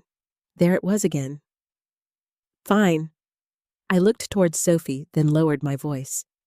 Emily, are you taking those pills every day? Her face went still. What did Sophie say? The speed of the question told me everything, nothing she should have had to know. Emily's mouth parted. Then her expression hardened in that painful, familiar way. You promised you wouldn't ask her questions. I didn't. She said something while we were baking. What did you do, Mom? I listened. No. Her voice trembled. You used my child to spy on my marriage. Sophie began to cry. Mommy, I didn't mean to. Emily turned quickly and crouched. No, baby, no. You didn't do anything wrong. But when she stood back up, the tears in her eyes were aimed at me. You can't help yourself, she whispered. Emily, please listen to what she said. I don't want to hear it. You need to hear it. No. I need to protect my daughter from being dragged into your obsession. The word obsession landed hard, but I held my ground. Mark is giving you something that changes how you feel. She stared at me. For 1 second, I thought she heard me. Then her phone buzzed. She looked down. I saw Mark's name on the screen. And just like that, the door inside her closed. We're leaving, she said. Emily, do not call me tonight. She took Sophie's hand and walked down the porch steps. Sophie looked back at me through tears. I lifted my hand, but I could not smile. As Emily drove away, I stood in the doorway with the smell of cinnamon still warm in the house and the notebook open on the counter behind me. That was the day my fear became certainty. Not proof. Certainty. Because children may misunderstand many things, but they do not invent sentences like that. Daddy says Mommy's special vitamins help her stay quiet. And after hearing those words, I knew one thing with the clarity of a prayer. If I waited for Emily to believe me, I might lose her before the truth ever had a chance to speak. 3 days after Sophie told me about the special vitamins, I learned that Mark was trying to get Emily to sign papers. Not just any papers. Financial papers. The kind that could change who controlled a house, a bank account, and a life. The news came from an unexpected place, Daniel Mercer, a real estate attorney who had once handled a small property matter for Robert and me years earlier. Daniel was not a close friend, but he was the kind of man who remembered people. He had silver hair, a careful voice, and a way of speaking that made every sentence sound like it had been reviewed twice before leaving his mouth. He called me on a Tuesday morning.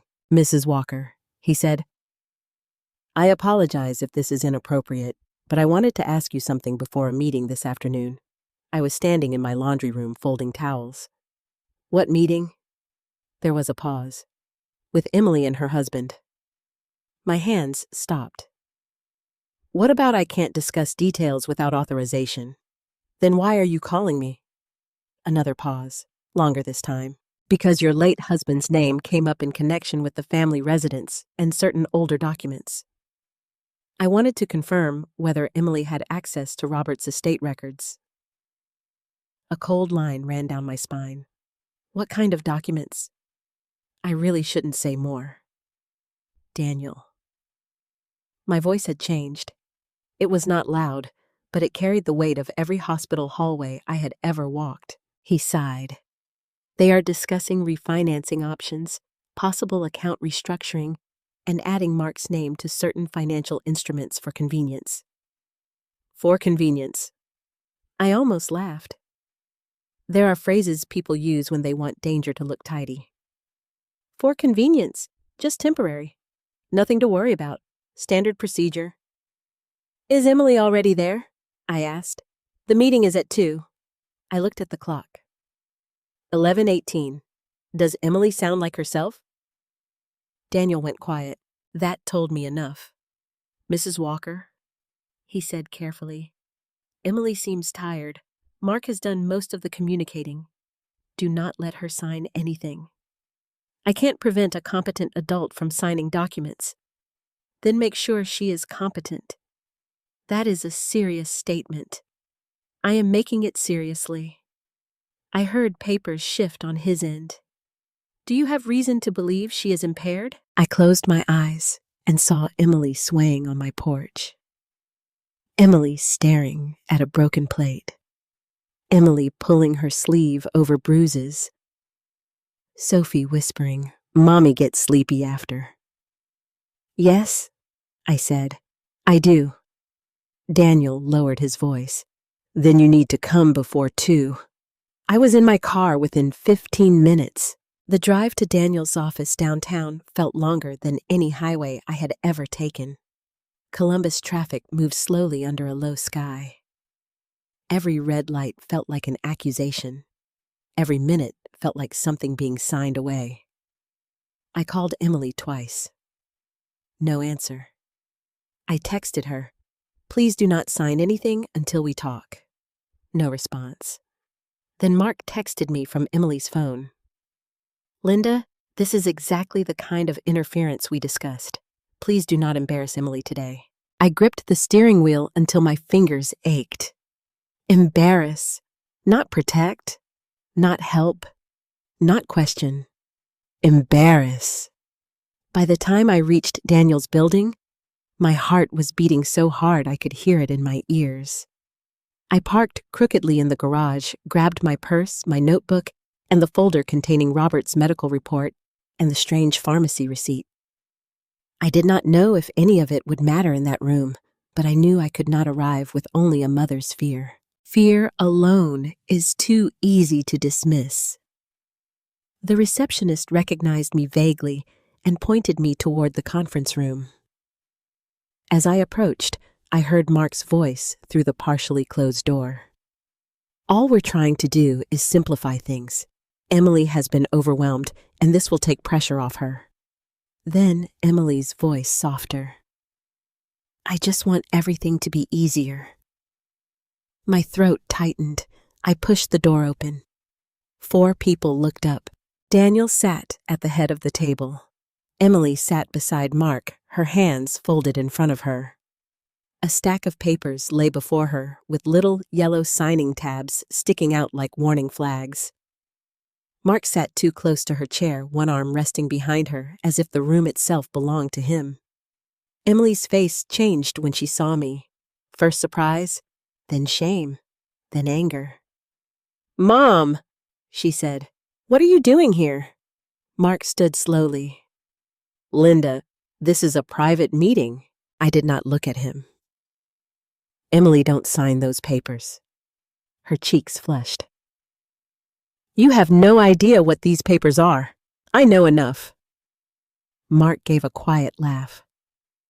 "This is unbelievable." I did not look at him. "Emily, don't sign those papers." Her cheeks flushed. "You have no idea what these papers are. I know enough." Mark gave a quiet laugh. "This is unbelievable." Daniel cleared his throat. "Mrs. Walker, perhaps we should all take a moment." "No," Emily said suddenly louder. "No, I'm tired of taking moments because my mother has another feeling." That sentence hit me, but I stayed standing.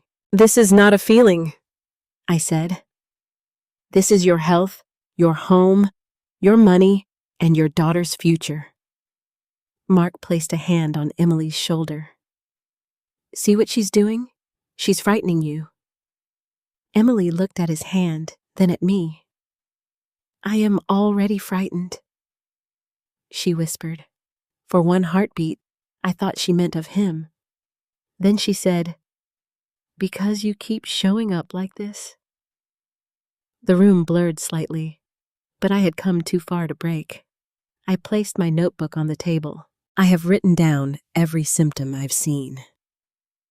The dizziness, the confusion, the tremors, the bruising, the faintness, the pills in the unlabeled bottle.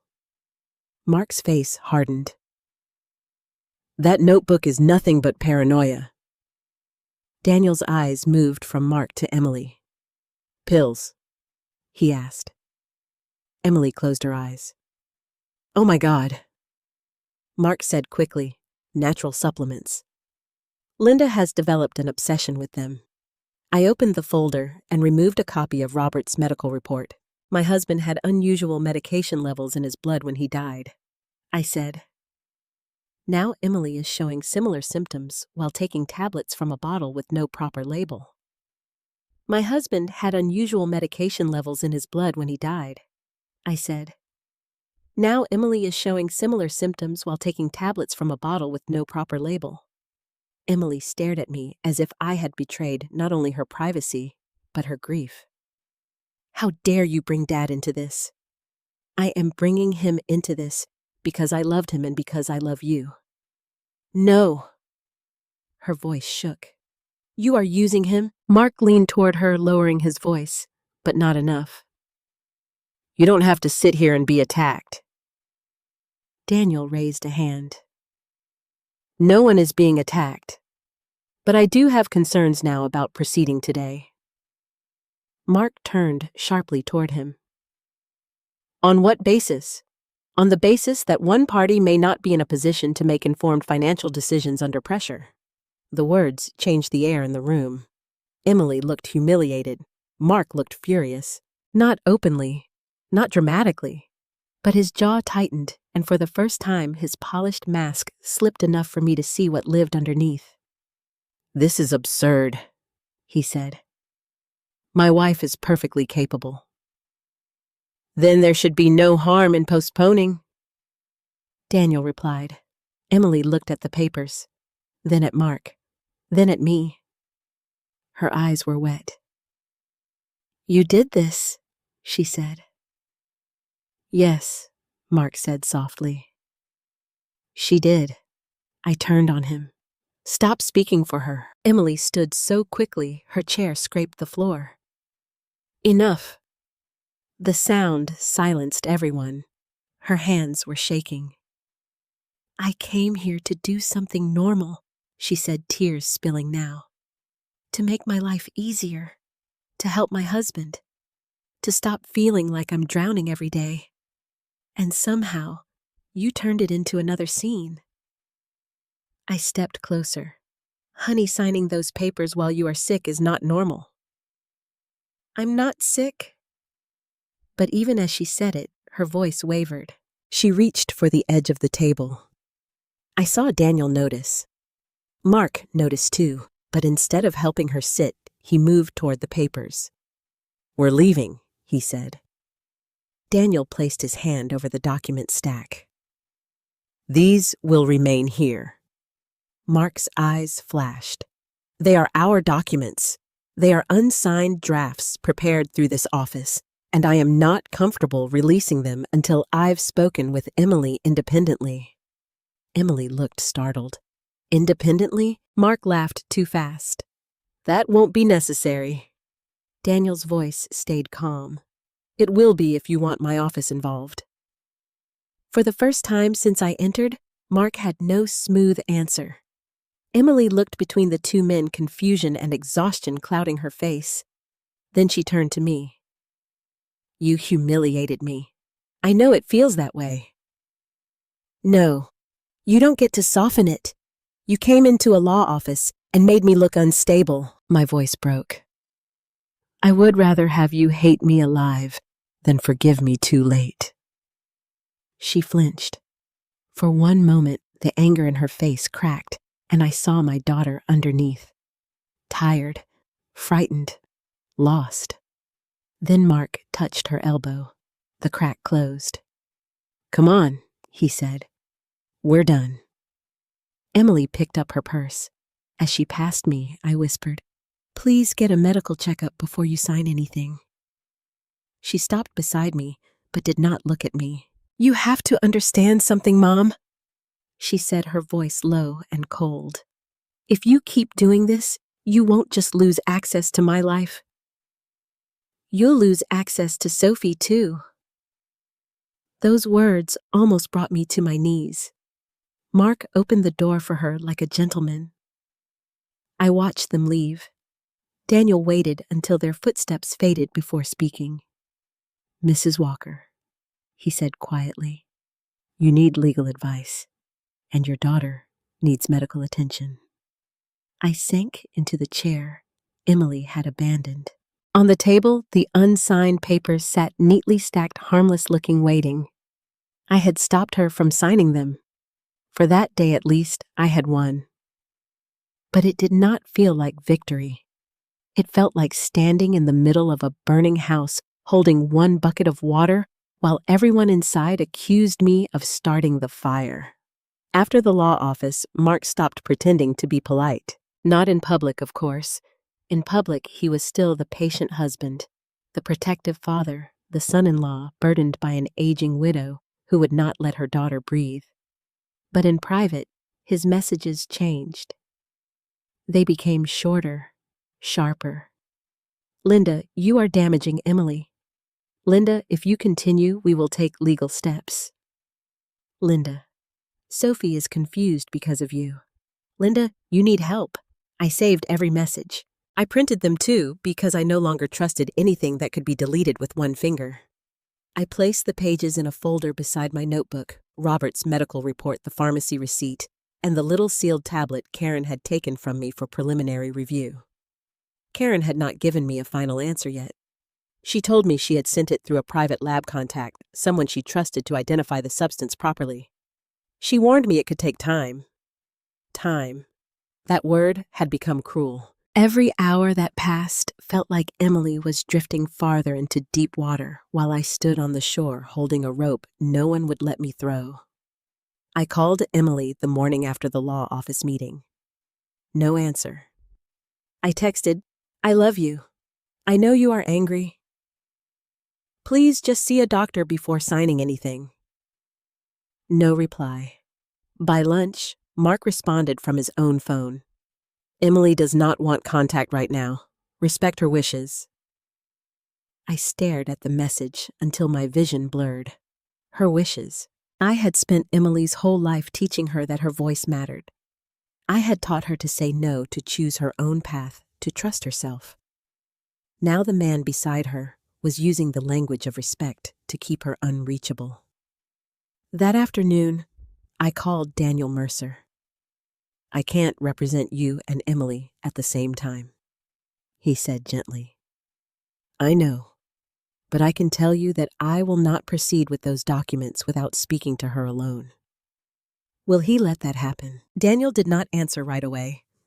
That may be the problem. After we hung up, I added another note to my notebook. Mark controls access to Emily. Mark communicates for her. Mark resists independent conversations. Then I stopped writing and looked at the page. It no longer felt like a mother's worry. It looked like a pattern. By Friday, that pattern grew worse. Carol from across the street knocked on my door carrying a casserole dish covered in foil. I knew at once something was wrong because Carol only cooked for 2 reasons: funerals or gossip. "I made chicken tetrazzini," she said. I stepped aside. "Who died?" "No one." She hesitated. "I just thought you might not be eating." I sighed. "Carol." She set the dish on my counter. Mark came by again. I felt my shoulders stiffen. What did he say this time? She looked ashamed. "He said Emily is considering a protective order if you keep showing up." For a moment, the room went silent around me. A protective order. Carol nodded. "He said he doesn't want it to come to that, but Emily is frightened." The word frightened pierced me deeper than angry ever could. Did Emily say that I don't know? Carol's face softened. "That's why I came." It sounded like him talking, not her. I gripped the edge of the counter, the mid-tier. "Thank you for telling me." Carol touched my arm. "Linda, I don't know what's happening, but I've known you 22 years. You are stubborn, yes, but you are not dangerous." After she left, I sat at the kitchen table and let myself cry for exactly 5 minutes. Then I wiped my face, opened my folder, and called Karen again. This time, she answered on the second ring. "I was about to call you," she said. My stomach dropped. "You have something preliminary only. Tell me. It is not a natural supplement." I closed my eyes. What is it? I don't want to state definitively until the lab confirmation is complete, but the tablet appears consistent with a prescription cardiac medication. Possibly a beta blocker, maybe combined or contaminated with something sedating. I need the final report. My hand went cold around the phone. A beta blocker. Yes, like Robert's medication. Similar class, possibly. Linda listened to me. Do not confront Mark with this. I need to tell Emily. You need to get evidence strong enough that someone besides you will listen. My daughter is taking it now. I understand. No, Karen. She is taking it now. Karen's voice softened. Then your goal is to get her medically evaluated, not win an argument. I laughed once bitterly. She won't go. Then watch for an emergency. The word hung between us. Emergency. It was the one thing I had feared, and the one thing that might finally make people listen. That evening, I drove past Emily's house. I told myself I was not going to stop. I only wanted to see whether her car was there, whether lights were on, whether my daughter's world still looked intact from the outside. Their house sat on a quiet street in Worthington white siding, black shutters, a porch swing Emily had loved when they bought it. I parked half a block away under a maple tree and hated myself for feeling like a criminal. Emily's car was in the driveway, so was Mark's SUV. Lights glowed in the kitchen. Through the front window, I saw movement. A small shape darting past the curtains. Sophie. Then, Emily crossed the room. Even from the street, I could see something was wrong with her posture. She moved slowly, one hand touching the wall. Then, Mark appeared behind her. He said something. Emily turned. I could not hear them, but I saw her shake her head. He stepped closer. She stepped back. My hand was on the car door before I realized it. Then Sophie appeared again, and Mark's body language changed instantly.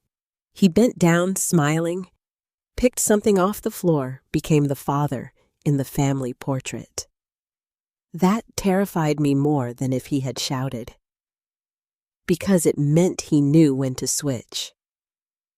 I drove home shaking.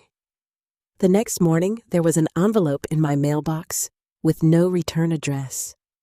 Inside was a printed photo of my car parked down the street from Emily's house. Across the bottom, someone had written in black marker, "This is stalking." I stood at the mailbox holding that photo while the neighborhood moved normally around me. A dog barked, a sprinkler clicked, a delivery truck rolled by. Somewhere someone laughed. My world narrowed to one sentence. This is stalking. Mark had seen me, or he had expected me. Either way, he was no longer just defending himself. He was baiting me. For the first time, fear for myself entered the story. I locked my doors that day. I checked the windows. I copied my notebook pages and put one set in a manila envelope addressed to Daniel Mercer just in case. Then I called Karen and told her what happened. Do not go near the house again, she said. I can't just sit here. You can if sitting keeps you credible. Credible? Another cruel word. Mothers are allowed to be desperate, but desperate women are so easily dismissed. Too emotional, too controlling, too unstable, too much. I knew then that Mark's real strategy was not only to isolate Emily. It was to make my love look like madness. That night, I sat in Robert's office, surrounded by folders, medical records, and old dust. I turned on the desk lamp and looked at the framed photo of him in his army uniform. What would you do? I whispered. The house did not answer, but my phone rang. Unknown number. I almost ignored it. Then something told me to pick up. Hello? For a second, no one spoke. Then a small voice whispered, Grandma? I sat up straight. Sophie. There was breathing on the line. Tiny. Shaky. Sweetheart, where are you? In Mommy's bathroom. My blood turned cold. Are you okay? I'm not supposed to call. Did something happen? She sniffled. Mommy fell asleep on the floor. I stood so fast, the chair rolled backward. What floor? The bathroom floor. Is she breathing? I think so. Where is Daddy? He said, Mommy is being dramatic and she needs quiet. The room spun. Sophie listened carefully. Can you go to Mommy and try to wake her? I tried. She made a sound. Is the bathroom door locked? No. Okay, I want you to hang up and call 911. I'm scared. I know, baby. You are brave. Tell them your mommy is on the floor and won't wake up. Tell them your address. Can you do that? She cried softly. Daddy will be mad. I gripped the phone so hard my hand hurt. Sophie, this is not about Daddy being mad. This is about Mommy needing help. There was a sound in the background. A door. Then Mark's voice, distant but sharp. Sophie. The line went dead. For 1 second, I could not breathe. Then I dialed 911 myself. I gave Emily's address. I gave her symptoms. I gave Mark's name. I told the dispatcher there was an 8-year-old child in the house and a woman unconscious or semi-conscious on the bathroom floor. When she asked how I knew, I said, my granddaughter called me. Then I grabbed my keys. Karen's warning rang in my ears. Do not go near the house again. But my daughter was on the floor. And whatever Mark wanted the world to think of me, I was still her mother. This time, I did not drive past Emily's house. I drove straight to it. I do not remember the drive to Emily's house clearly. I remember red lights. I remember my hands gripping the steering wheel. I remember praying out loud, not in beautiful church words, but in broken ones. Please, God. Please. Please let her breathe. By the time I turned onto Emily's street, an ambulance had already pulled up in front of the house. Its lights flashed red against the windows, against the porch swing, against the white siding Emily had once been so proud of. A police cruiser was parked behind it. For 1 second, relief hit me so hard I almost could not move. Then I saw Mark standing on the porch. He was talking to a police officer, arms folded, face tight with frustration. Not fear, not grief, frustration. That told me everything. I parked crookedly behind the cruiser and ran toward the house. Ma'am, the officer said, stepping slightly in front of me. I'm her mother, I said.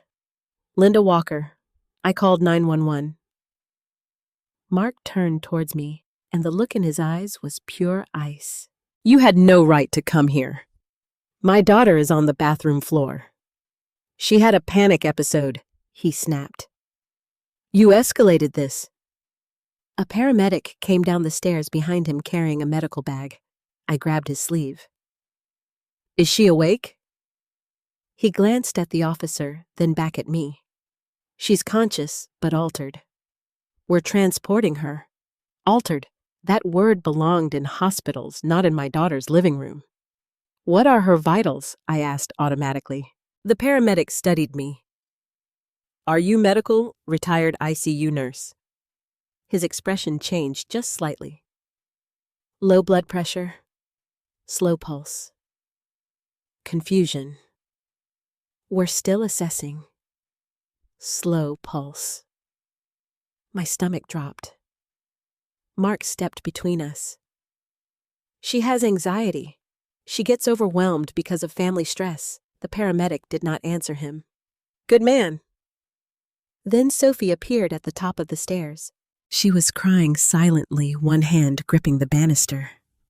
A female officer stood beside her, speaking softly, but Sophie's eyes found mine immediately. Grandma, she sobbed. I moved toward her, but Mark blocked me. Don't confuse her more. I looked at him, then truly looked at him, and something in me hardened. You move out of my way, I said quietly. The officer touched Mark's arm. Sir, let the child go to her grandmother. Mark's jaw tightened, but he stepped aside. Sophie flew down the stairs and into my arms. She was trembling so badly I could feel her teeth chatter against my shoulder. "I called," she cried. "I called like you said." "You did the right thing," I whispered. "You were so brave. Daddy got mad." "I know." Her little fingers dug into my sweater. Behind us, 2 paramedics brought Emily down on a stretcher. I had seen thousands of patients on stretchers. Nothing prepared me for seeing my child on one. Her eyes were half open. Her hair stuck damply to her forehead. Her lips looked pale, almost bluish at the edges. One paramedic held an IV bag above her. Another monitored her pulse. "Emily," I said, stepping closer. Her eyes shifted toward me, unfocused. "Mom." The word came out weak, almost childlike. "I'm here." Then Mark leaned over her. "Baby, I'm right here. Your mother scared Sophie and called an ambulance. Everything is going to be okay." Emily blinked slowly. Confusion moved across her face. Then shame. Then anger, faint but familiar. "Mom," she murmured. "Why did you do this?" The question cut deeper than any accusation because she was lying there with an IV in her arm, and still she thought I was the danger. "Because Sophie found you on the floor," I said. Mark said quickly. "She was resting." The paramedic looked up sharply. "Sir," she was on the bathroom floor and difficult to rouse. Mark's face flushed. "I had just checked on her. She has these episodes. These episodes need evaluation," the paramedic said. For one blessed moment, someone else said what I had been saying for weeks. They loaded Emily into the ambulance. Mark tried to climb in after her, but the paramedic stopped him. "One family member. I'm her husband. I understand." I stepped forward. "I'm her mother and I know her medical history." Mark laughed harshly. "You are not going anywhere with her." Emily turned her head weakly. Her eyes moved between us, cloudy and frightened. "I want Mark," she whispered. The words nearly broke me, but I stepped back. A mother's love is not always the person chosen. Sometimes it is the person still standing there after not being chosen. Mark climbed into the ambulance and looked back at me through the open doors. For a second, there was no smile, no mask, no polished public face, only warning. Then the doors closed. I followed in my car with Sophie in the back seat because the officer said she should not remain in the house, and Mark had no intention of caring for her in that moment. Sophie was quiet, clutching the cat-shaped backpack in her lap. Halfway to the hospital, she whispered, "Is Mommy going to die?" My throat closed. "No, baby," I said, though I had no right to promise it. "The doctors are going to help her." Daddy said she was being dramatic. I looked at her in the rearview mirror. People can be wrong, even daddies. My eyes filled. "Yes," I said. "Even daddies?" At the hospital, everything moved fast and too slowly at the same time. Emily was taken through the emergency doors. Mark followed until a nurse stopped him for registration details. I stayed with Sophie in the waiting area, one arm around her shoulders, while every old instinct in me listened for codes. Footsteps, raised voices, anything that might tell me how bad it was. After 20 minutes, Mark came out. His face had returned to calm. That frightened me most. "You should leave," he said. "No, you have already caused enough." Sophie called because Emily was on the floor. "Sophie is a child. You manipulated her." Sophie pressed into my side. I stood. "Do not say that in front of her." He lowered his voice. "You think you're clever, Linda. But every time you interfere, you make yourself look worse. I don't care how I look, you should. Before I could answer, a nurse stepped into the waiting room, family, for Emily Ellison. We both turned. Mark walked forward immediately. "I'm her husband." The nurse looked at me. "And you are her mother." "Linda Walker, retired ICU nurse. I also have concerns about possible medication exposure." We both turned. Mark walked forward immediately.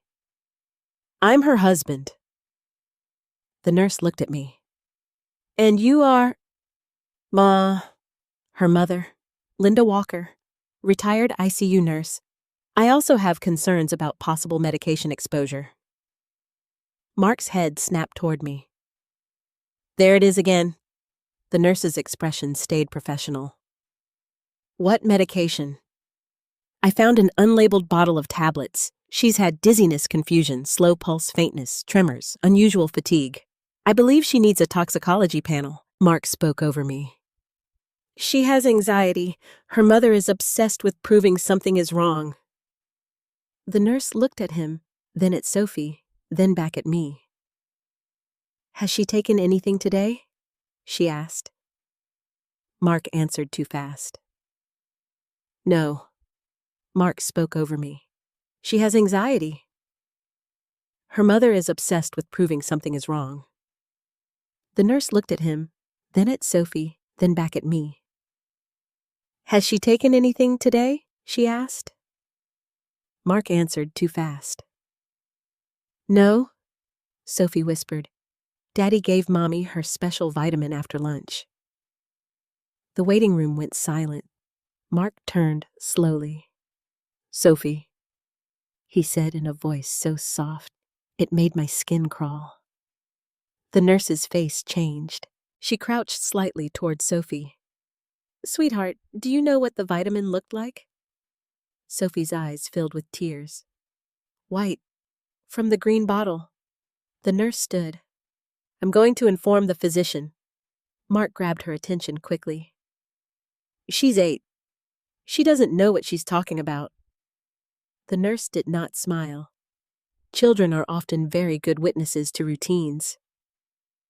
Then she walked away. For the first time since I had met him, Mark looked afraid. Not for Emily, for himself. A few minutes later, Emily's doctor came out. He was a serious man with dark hair and tired eyes, the kind of emergency physician who had learned not to waste words. "We're stabilizing her," he said. "Her heart rate and blood pressure are lower than we like. We're running labs including toxicology." Mark's face tightened. "Is that necessary?" The doctor looked at him. "Yes." One word. No apology. I could have hugged him. "Can I see her?"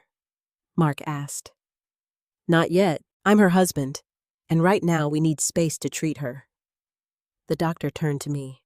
"You mentioned an unlabeled medication." "Yes, I have notes, and I had one tablet sent for identification."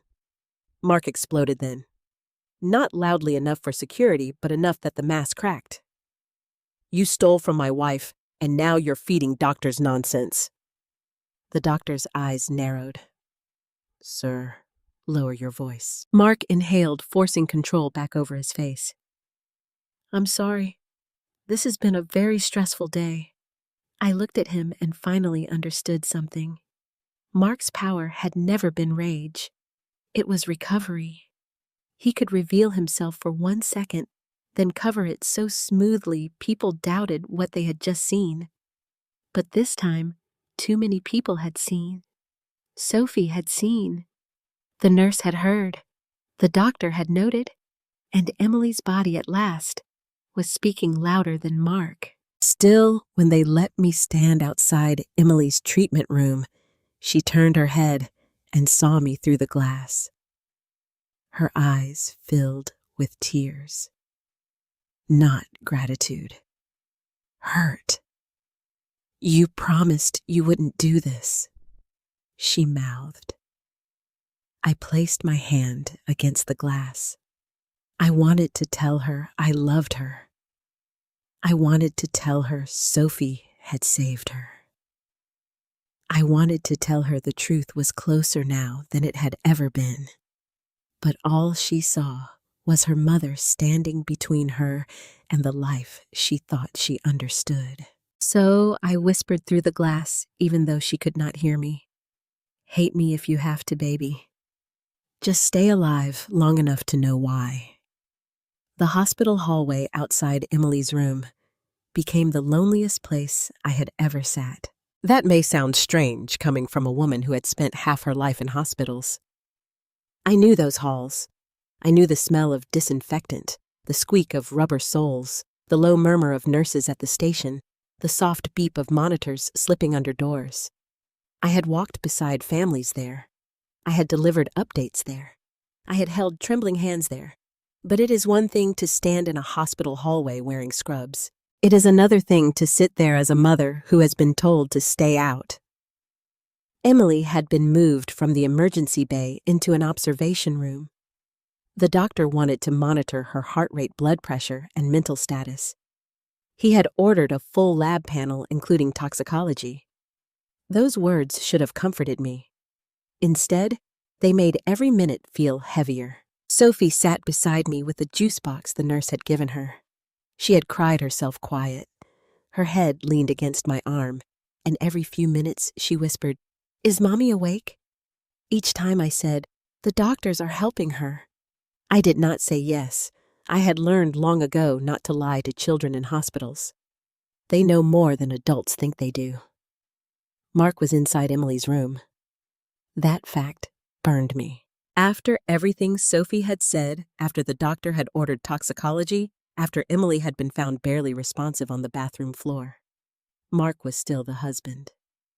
Legally, socially, publicly, he had the right to be nearest to her. I was only the mother who had caused trouble. After nearly an hour, the door opened. A nurse stepped out, and behind her, I caught a glimpse of Emily lying in bed, pale against white sheets, a monitor clipped to her finger. I stood. "Can I see her?" The nurse hesitated. "She's awake, but she's upset. I'll be calm." Before the nurse could answer, Mark appeared in the doorway. "She doesn't want to see you." His voice was quiet enough that the staff might call it controlled. I heard the satisfaction under it. I looked past him. "Let her tell me." Emily's voice came weakly from inside the room. "Mom, please don't." Those 3 words did what Mark never could. They stopped me. I stepped back as if the floor had shifted under me. The nurse's expression softened. "Mrs. Walker, maybe give her a little time." Time again, always time. Time for Mark to talk first. Time for Emily to be confused. Time for the drugs to move through her body. Time for the truth to be questioned. Sophie slid off the chair and clung to my side. "Can I see Mommy?" she asked. Mark looked down at her. "Not right now, sweetheart. Mommy needs quiet." Sophie's face crumpled. "You said that before," she whispered. Something in Mark's face flickered. The nurse noticed. So did I. I bent down to Sophie. "Why don't we walk to the vending machines?" "I don't want candy." "Then we'll just walk." The nurse touched my shoulder lightly as I turned. "Mrs. Walker, stay nearby." There was meaning in her voice. I nodded. Around the corner where Mark could not see us, I sat with Sophie on a bench near the vending machines. She climbed into my lap, though she was getting too big for it. I held her anyway. "Grandma," she whispered, "did I make Daddy mad forever?" "No, baby." He looked at me like I did bad. "You did something brave. But Mommy is sad. Mommy is sick and confused right now. Because of the vitamins, I closed my eyes for one breath." "Maybe," I said carefully, "that is why the doctors are checking." She nodded, but her little face remained troubled. "Daddy told Mommy you make things up." I stroked her hair. "I know." "Do you—" "No!" She looked at me for a long time. Children ask the most devastating questions without knowing they are holding knives. Then she whispered, "Is Daddy bad?" I wanted to answer simply, "Yes. Yes, I think he is. Yes, I think he hurt your mother. Yes, I think he has been teaching everyone to distrust what love feels like." But Sophie was 8, so I said, "Daddy has done some things that worry me very much, and right now, grown-ups and doctors need to find out the truth." She leaned against me. "I don't want the truth if it makes Mommy cry." That broke my heart, because I understood it. For years, I had not wanted the truth about Robert either. I had wanted the version that hurt less. A failed heart, a natural death, a sad, clean ending. But some truths do not disappear because we are afraid of them. They wait. They gather weight. Then one day, they knock everything down. When we returned to the hallway, 2 hospital security officers were standing near Emily's door. My pulse jumped. The nurse from before approached me quickly. "Mrs. Walker, the physician, would like to speak with you." Mark stood a few feet away, his face pale with anger. "What happened?" I asked. The nurse lowered her voice. "There was disagreement about the toxicology testing." I looked at Mark. He said nothing. The nurse guided me to a small consultation room. Dr. Patel, the emergency physician, was inside with a woman wearing a hospital badge that read social work. Dr. Patel gestured to a chair. "Please sit." I remained standing. "Is Emily worse?" "She is stable for now," he said. "Her heart rate is still low but responding. She is confused and emotionally distressed." "What did the lab show?" "Some results are pending. Initial findings suggest medication exposure inconsistent with what she reported taking." My knees weakened. The social worker leaned forward. "Mrs. Walker, we need to ask about your concerns at home." I told them everything, not dramatically, not as a mother begging to be believed. I gave dates, symptoms, the unlabeled bottle, the missing tablet, Sophie's statements, the law office, the attempt to sign papers, Robert's medical report, the strange pharmacy receipt, Mark's efforts to isolate me. Dr. Patel listened without interrupting. The social worker took notes. When I finished, the room was silent. Finally, Dr. Patel said, "Do you have the tablet identification report?"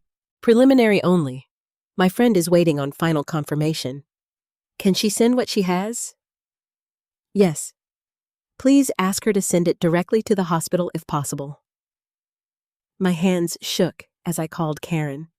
She answered immediately as if she had been waiting beside the phone. "Linda." "They're listening," I whispered. That was all I could get out.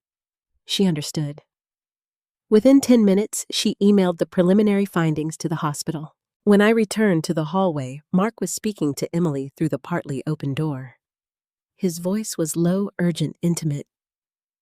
"Your mother is trying to get me arrested." Emily cried.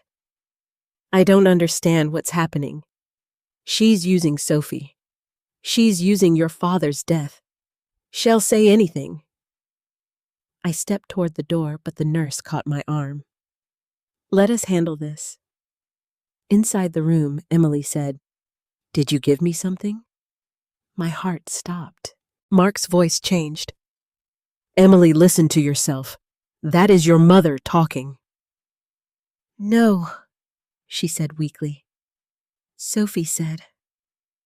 "Sophie is a child. She misunderstood. There it was, the same weapon he used on everyone. Misunderstanding." Emily began crying harder. "I feel so strange. Because you're stressed." "No, my body feels wrong. For the first time, my daughter said it. My body feels wrong." Dr. Patel stepped past us and entered the room. "Mr. Ellison," he said, firm but calm. "I need you to step out." Mark turned. "She wants me here. I need to examine my patient privately. I'm her husband. and I am her physician." The hallway went still. Mark looked at Emily. "Tell him." Emily's face twisted with confusion. Her eyes moved to Mark, then to Dr. Patel, then toward the door where she knew I stood. She did not say anything. That silence was the first thread snapping. Security moved closer. Mark walked out, but not before leaning down to whisper something in her ear. I did not hear the words, but Emily looked terrified. When he came into the hallway, he stopped beside me. "You have no idea what you've done," he said. I looked at my son-in-law, at the polished man who had brought lilies to my house and poison into my daughter's life, and I answered with the calmest voice I had left.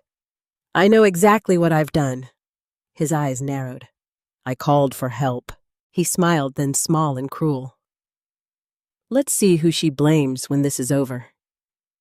A few minutes later, Dr. Patel came back out. His face had changed. Not enough for most people to notice, but enough for a retired nurse. He had found something.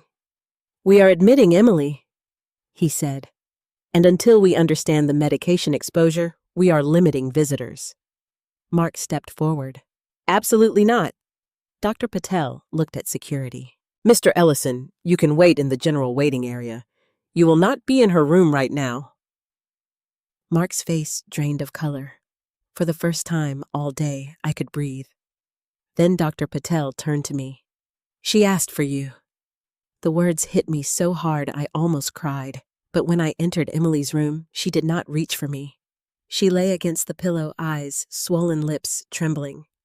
She looked smaller than Sophie for a moment, like the little girl who used to crawl into my bed after nightmares. "Mom," she whispered, "I'm here." She stared at me with pain, confusion, and something dangerously close to accusation. "Tell me the truth," she said. I stepped closer. "What truth, baby?" Her voice broke. "Did you really think Mark was hurting me? Or did you just hate that I loved him?" I closed my eyes.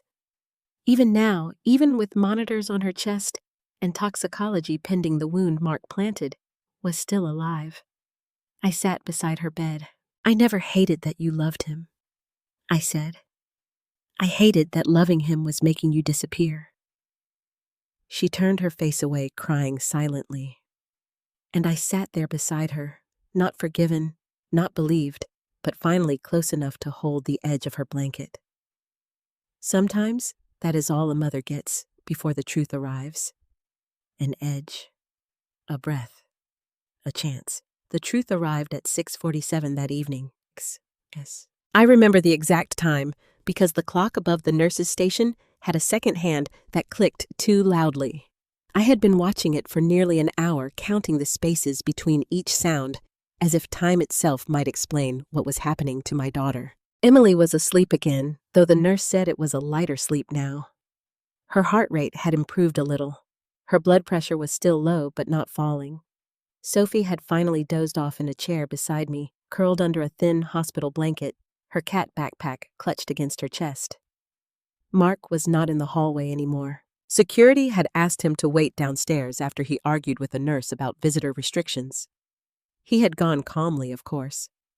That was Mark's skill. Even when anger leaked out of him, he gathered it back quickly, folded it neatly, and presented himself as reasonable. But I had seen his face when Dr. Patel said the toxicology panel was necessary. Fear had touched him. And once I saw that fear, I could not unsee it. Karen arrived just after 6:30. She came through the elevator doors carrying a folder and wearing the same navy coat she had owned for at least 10 years. Her gray hair was pinned back, and her face looked grave in a way that made my chest tighten before she said a word. I stood. "You came. You sounded like you needed someone who could read a lab report without shaking." I almost laughed, but it came out as a breath. She glanced at Sophie. "How is she scared? And Emily stable?" "Waiting." Karen touched my arm. "Then we wait with her." We did not have to wait long. Dr. Patel came out of Emily's room holding a thin stack of papers. Behind him was the social worker and another man I had not seen before, dressed in a dark suit with a hospital badge clipped to his jacket. "Mrs. Walker," Dr. Patel said. "Ms. Mitchell, could you both step into the consultation room?" My legs went weak. Karen took the folder from my hands and whispered, "Breathe first." I did, barely. The consultation room was small, with beige walls and a round table that looked like it had heard too many terrible things. I sat across from Dr. Patel. Karen sat beside me. The social worker closed the door. Dr. Patel placed the papers on the table. "Emily's toxicology results are back." I gripped my own hands. "She has a significant level of a prescription beta blocker in her system," he said, "one that is not currently prescribed to her according to the medication history we were able to verify." The room became silent except for the hum of the air vent. Karen leaned forward. "Which one Dr. Patel named it?" Karen closed her eyes briefly. I knew that expression. It was the face of someone whose fear had just become fact. Dr. Patel continued. "The concentration is high enough to explain her symptoms. Low heart rate, low blood pressure, dizziness, confusion, weakness, near loss of consciousness. There may also be another sedating agent involved, though we are waiting on confirmation." I pressed my hand to my mouth. The words did not shock me the way I expected. They landed like a verdict I had already heard in my bones. I had not imagined it. I had not invented it out of grief. My daughter had been drugged. Karen opened her folder and removed the preliminary tablet report. "The tablet Linda recovered is consistent with the same medication class. My lab contact is sending final documentation, but the match is strong." Dr. Patel nodded. "That matters." The man in the suit finally spoke. "I'm Officer Reynolds with Hospital Police Liaison. Given the circumstances, this may need to be reported to local law enforcement." My heart pounded. "May need to be..." He looked at me steadily. "Will be..." I closed my eyes. For weeks, I had begged for someone to believe me. Now, belief sat in front of me with paperwork, and it was heavier than doubt had ever been. "Does Emily know?" I asked. Dr. Patel's expression softened. "Not yet. She is awake enough to answer some questions, but she is emotionally fragile. We wanted to speak with you first because you provided the collateral information." Collateral information. My notebook. My fear. Sophie's whispered sentence. Robert's medical report. All the things Mark had called obsession. "What happens now?" Karen asked. "We confirm all medications," Dr. Patel said. "We restrict access. We notify authorities. And we speak with Emily privately when she is medically clear." The social worker added, "We will also make sure Sophie has a safe place to stay tonight. She can stay with me?" I said immediately. The woman nodded. "That may be appropriate depending on what Emily says and what law enforcement advises." Depending on what Emily says.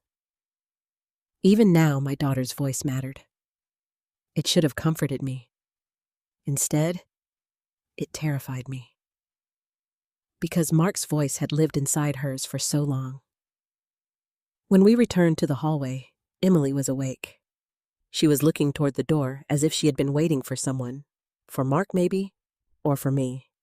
I did not know which hope would hurt less. Dr. Patel entered first. Karen stayed back with Sophie, who was still sleeping. I stood just inside the doorway. Emily's eyes moved to me. "Mom," she whispered. "I'm here." Dr. Patel pulled a chair closer to her bed. "Emily, I need to explain some test results." Her forehead creased. "Am I sick?" "You have a medication in your system that can slow your heart rate and lower your blood pressure. It is not a medication prescribed to you." She blinked slowly. "What medication?" he told her. Emily stared at him. Then she gave a small, confused laugh. "No, I don't take that." That is why we need to ask how it may have entered your system. Her eyes moved to me. I saw the old accusation there, but it flickered now, uncertain. I only take my supplements, she said. What supplements? Dr. Patel asked. The calming vitamins? Who gave them to you? Emily swallowed. I watched her throat move. Mark ordered them, she whispered. The room went very still. Dr. Patel's voice remained gentle. Did the bottle have a prescription label? No. Did you ever see the ingredients? Emily's eyes filled with tears. He said they were natural. Did you ever feel worse after taking them? She looked down at her hands. Her fingers trembled on the blanket. I thought I was just tired. I took one step closer. Emily! She looked up sharply and the tears spilled over. Don't she said? I stopped. Dr. Patel continued. Your daughter told hospital staff that your husband gave you one today after lunch. Emily closed her eyes as if the words physically hurt. Sophie said that, yes. She wasn't supposed to. Emily stopped herself. Her eyes opened, and in that tiny pause, I saw the first real crack. Not in her love, in her belief. She whispered. He told her not to talk. No one spoke. Emily turned her face toward the wall. Her shoulders began to shake. I don't understand. I wanted to climb into that bed and hold her like I had when she was 10 years old with the flu. But this was not a fever I could cool with a washcloth. This was a truth that had to enter slowly or destroy her. Then the door opened. Mark stepped in. No one had called him. No one had allowed him. But somehow, he was there, face-pale eyes scanning the room. What is going on? He asked. Officer Reynolds, who had been standing just outside, moved quickly behind him. Sir, you were asked to remain downstairs. Mark ignored him and looked at Emily. Baby, are you okay? Emily stared at him. For the first time, she did not answer immediately. Mark seemed to notice the medical report in Dr. Patel's hand. His expression changed so quickly, most people might have missed it. I did not. Emily's voice was barely audible. What did you give me? Mark's face softened instantly. What? The vitamins, she said, crying now. What did you give me? He looked wounded, beautifully wounded, perfectly wounded. Emily, sweetheart, your mother has poisoned this whole situation. Dr. Patel stood. Mr. Ellison, this conversation needs to happen without you present. Mark took one step toward Emily. She is my wife. Officer Reynolds stepped between them. Mark's voice rose. You are all listening to a woman who stole pills from my house and has been stalking us. I flinched, but Karen spoke from the doorway. She stole nothing from your house. Emily left an unlabeled bottle at Linda's home. One tablet was preserved. That tablet appears consistent with what is now in Emily's bloodstream. Mark turned toward Karen. For the first time, he had no gentle insult ready. Emily looked from Karen to me, then to Dr. Patel. The medical report, she whispered. Can I see it? Dr. Patel hesitated. Emily, you are still recovering. I want to see it. He placed the report on the rolling tray beside her bed and turned it toward her. Emily read slowly. Her eyes moved line by line. Her lips parted. Her breathing changed. Then she looked at Mark. The room felt frozen. It's real, she said. Mark's mouth opened, but nothing came out. That silence was louder than every lie he had ever told. Emily's face crumpled. Oh my God, she whispered. I reached for the bedrail because my knees were trembling. This was the moment I had imagined for weeks, The moment the truth would finally prove I was not crazy, not controlling, not dangerous. But it did not feel like triumph. It felt like watching my daughter's world collapse in real time. Mark finally found his voice. "There has been a mistake." Dr. Patel said, "Then law enforcement can investigate that." Officer Reynolds touched Mark's arm. "Sir, you need to come with me." Mark pulled back. "I'm not leaving my wife." Emily whispered, "Don't call me that right now. Everyone heard it." Mark froze. Emily looked at me then. Really looked at me. Not through Mark's words. Not through fear. Not through anger. Just at me. Her lips trembled. "Mom," she said, and her voice broke into something small and shattered. "You were trying to save me." I could not speak. I only nodded. She covered her face with both hands and sobbed, and I stood beside her hospital bed, watching the medical report turn from paper into truth, knowing that it had saved her life. But it had also destroyed the last lie she had been holding on to. Mark was not arrested that night. That disappointed the part of me that wanted justice to move like lightning. In stories, truth arrives, and the villain is dragged away before the tears dry. In real life, truth arrives with forms, procedures, interviews, evidence chains, and people saying, "We need to establish a timeline." Officer Reynolds escorted Mark out of Emily's room, but not in handcuffs. Hospital security kept him from returning to the floor. A Columbus police officer came to take statements.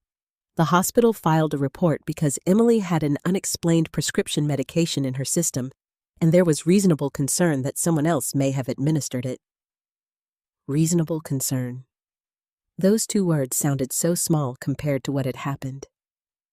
My daughter had almost died on a bathroom floor. My granddaughter had hidden with a phone because she feared her father's anger.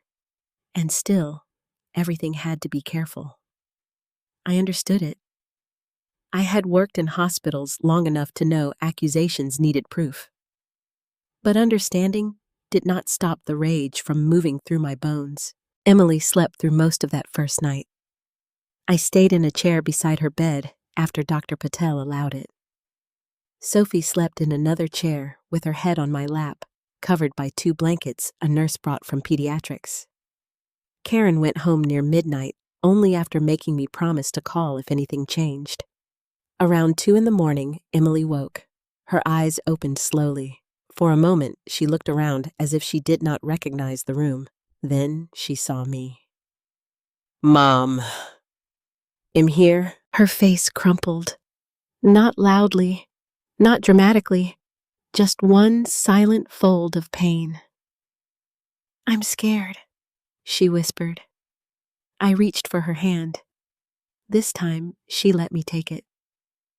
"I know. Where is Mark?" The question hurt more than I wanted it to. "He's not allowed on this floor right now." Her eyes closed.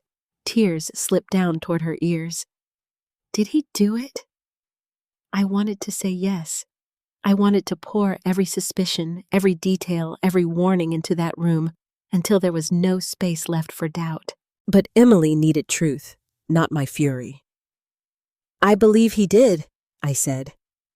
"The doctors found medication in your system that you were not prescribed." "Sophie saw him give you the pills. The tablet I saved appears to match. The police are investigating." She stared at the ceiling. "He said they were vitamins." "I know. He said I was too emotional." I swallowed. "I know. He said you wanted to control me." My throat tightened. "I know." Her hand trembled inside mine. I believed him. There it was, the sentence she could barely survive saying. I stroked her knuckles with my thumb. "You were being manipulated." She shook her head weakly. "But I helped him." I repeated things. I yelled at you. I told people you were unstable. You were afraid and confused. I told Sophie not to talk to you. That was not your heart speaking. Emily turned toward me. How do you know? How? I looked at my daughter, pale and shattered in a hospital bed, and thought of the little girl who once cried because she saw a bird with a hurt wing in the driveway. I thought of the teenager who spent her allowance buying canned soup for a food drive. I thought of the woman who became a school counselor because she wanted children to feel seen. Because I know what your heart sounds like, I said. She covered her face with her free hand and wept. I did not tell her to stop. Some tears are not weakness. Some tears are poison leaving the body in another form. By morning, the investigation had widened. A detective named Maria Lopez came to the hospital. She was calm, direct, and kind without being soft. She interviewed me first in the family consultation room. I gave her everything: my notebook copies of Mark's messages, the photo from my mailbox accusing me of stalking Robert's medical report, the strange pharmacy receipt, Daniel Mercer's contact information, Karen's preliminary tablet findings, and the names of anyone Mark had spoken to about my supposed instability. Detective Lopez flipped through my notebook page by page. You documented dates, she said. I was a nurse. That shows. Her tone held respect, and after weeks of being treated like a hysterical old woman, that respect almost undid me. I need to ask about Robert Walker, she said. I stiffened. My husband. You believe there may be a connection? I don't know. I found elevated medication levels in his report, a pharmacy receipt I don't recognize, a signature that wasn't his. But Mark wasn't part of that, wasn't his. But Mark wasn't part of our family then. At least, not officially. Not officially. I hesitated. I keep wondering if he knew Emily before she says he did, or knew someone connected to us, or if I'm trying to make sense of two separate tragedies. Our family then. At least, not officially. Not officially, I hesitated. I keep wondering if he knew Emily before she says he did, or knew someone connected to us, or if I'm trying to make sense of two separate tragedies. Detective Lopez closed the folder gently. We don't force connections.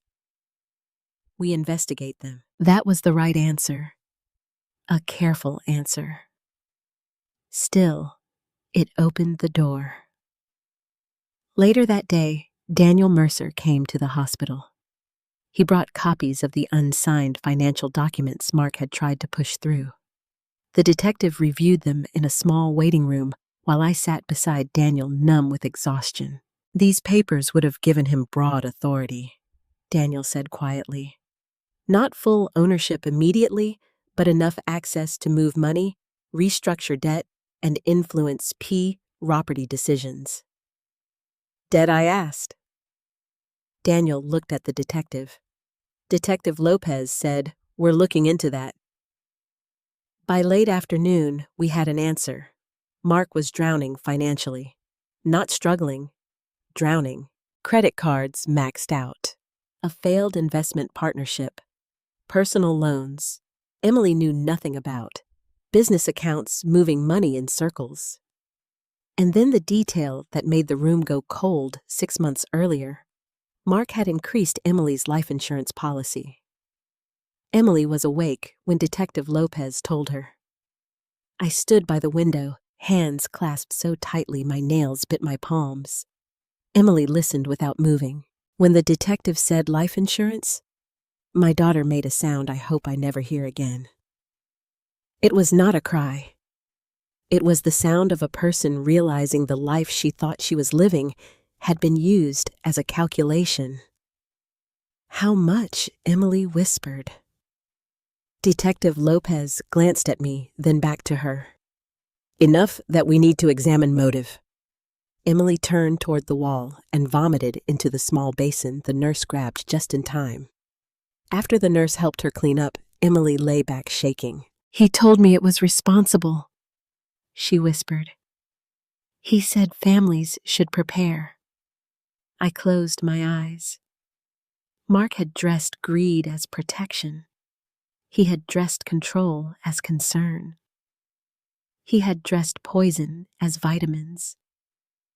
That evening, the police searched Emily and Mark's house. I was not there. I was told later what they found piece by piece, as if the truth had to be carried in fragments, because one whole truth might crush us. They found the green labeled bottle in a bathroom cabinet. They found printed supplement labels in Mark's home office. They found prescription tablets in a container hidden behind old tax files. They found search history about beta blocker sedation drug interactions and how long prescription medication stays in blood. And they found a folder marked estate planning. Inside were copies of Emily's insurance documents, the unsigned refinancing papers, and handwritten notes about my house. My house. The brick ranch Robert and I had paid off one careful mortgage payment at a time. The home where Emily learned to ride a bike, where Sophie made cinnamon rolls, where I had sat up nights believing I was losing my mind. Detective Lopez did not tell me all of this at once. She came back the next morning with another officer and asked me to sit. I knew then there was more. "There is something concerning in Mark's records," she said. "We found references to Robert Walker's estate and older property documents." I felt the chair beneath me disappear, though I was still sitting. "What references?" "Notes about your husband's, death date your assets, and Emily's expected inheritance." My lips went numb. But Mark didn't know us then. Detective Lopez's expression stayed careful. "We are not sure that's true." The room seemed to shrink. She explained that investigators had found an old email chain between Mark and a man who had worked years earlier at a financial services company Robert briefly consulted about retirement planning. Mark had not been Emily's husband then, but he had worked in the same professional circle. It was not proof that he caused Robert's death. It was not even proof that he knew Robert personally, but it was proof that Mark's awareness of our family might have begun long before the charity fundraiser where Emily thought they met. When Emily heard this, she went completely still. "He said meeting me was fate," she whispered. No one answered.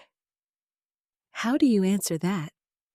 How do you tell your daughter that what she remembered as romance might have been research? Over the next 2 days, Mark was formally arrested on charges related to assault poisoning and financial exploitation.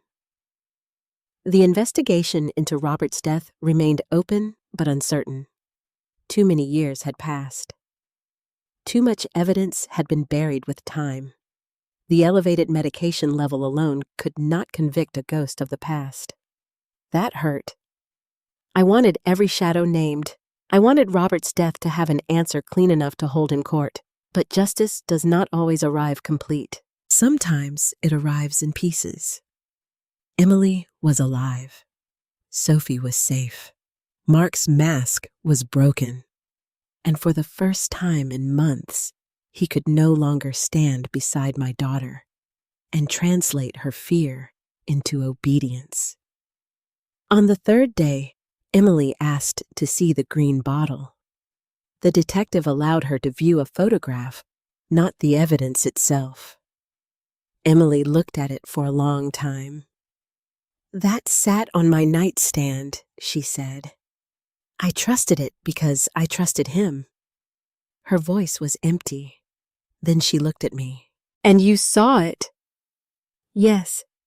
You saw what I couldn't." I shook my head. "I saw what he worked very hard to hide from you." She touched the edge of the hospital blanket. "I called you controlling." I did not answer. I said you were obsessed. Still, I said nothing. I told Sophie you asked sneaky questions. That one hurt enough that I looked away. Emily began to cry. "Mom." I turned back. "I am so sorry." Those 5 words should have healed me instantly. They did not, because healing is not a switch. It is a door you open slowly sometimes with shaking hands. I moved to her bedside and sat down. I know you are. She searched my face. Can you forgive me?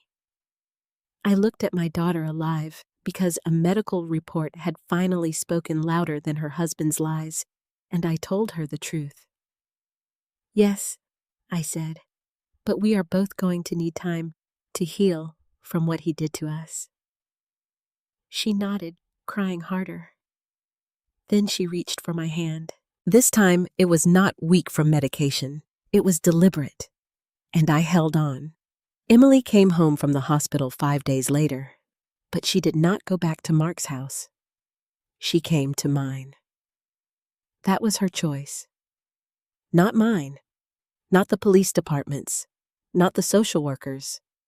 Hers. The doctors said she was medically stable though weak.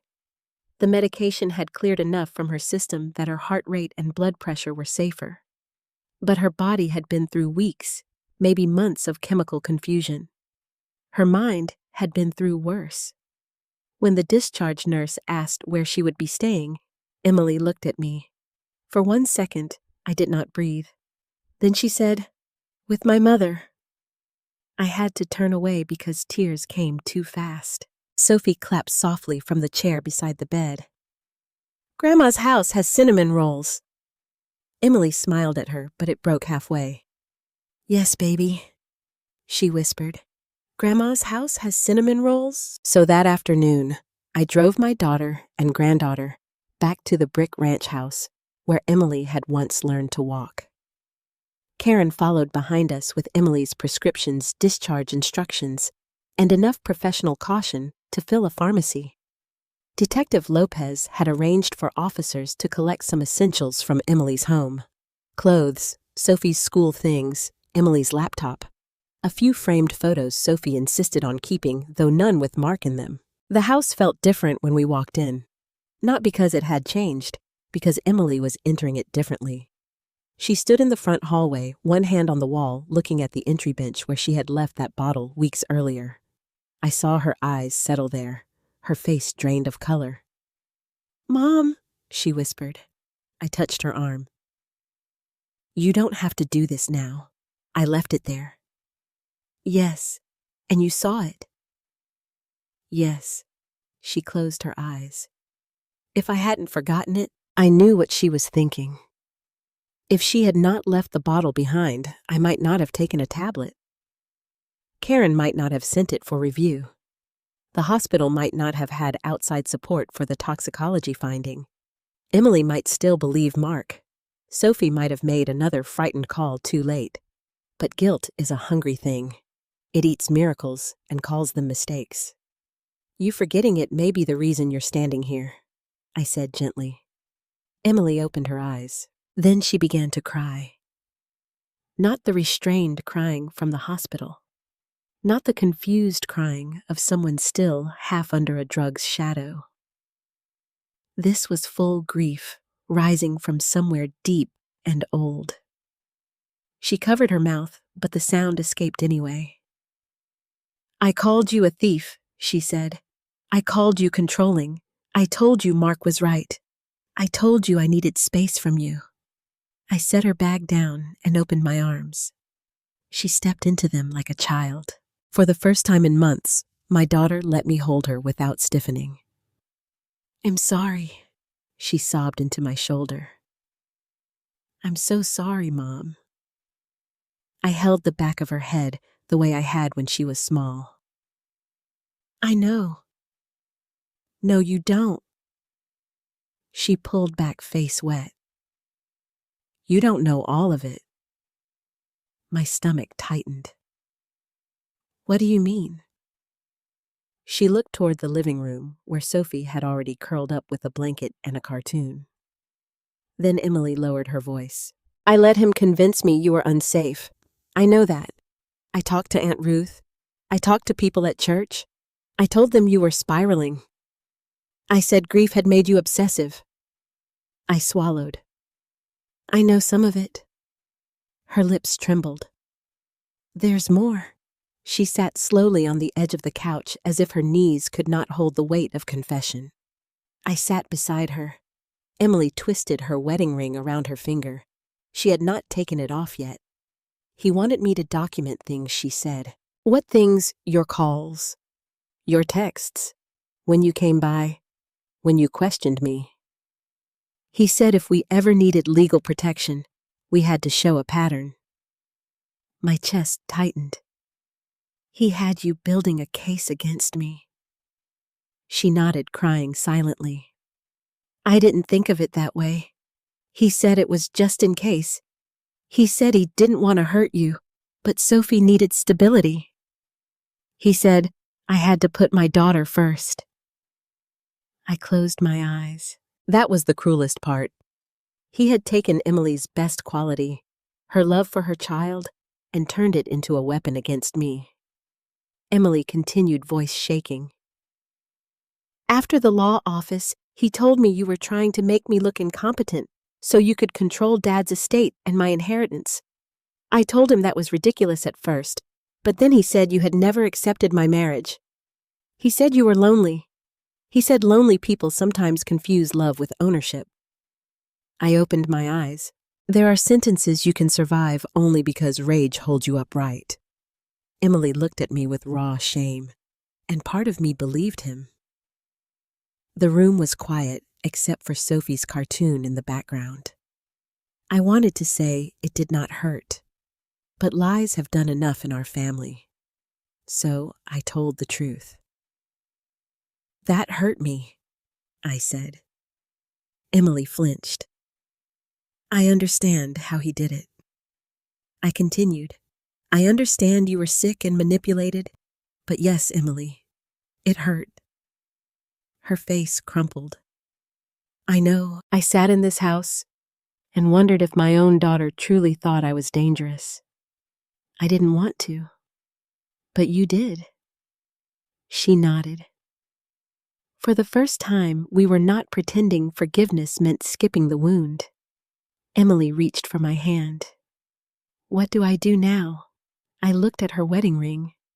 First, I said softly, you survived today. She followed my gaze and slowly pulled the ring from her finger. Her hand shook.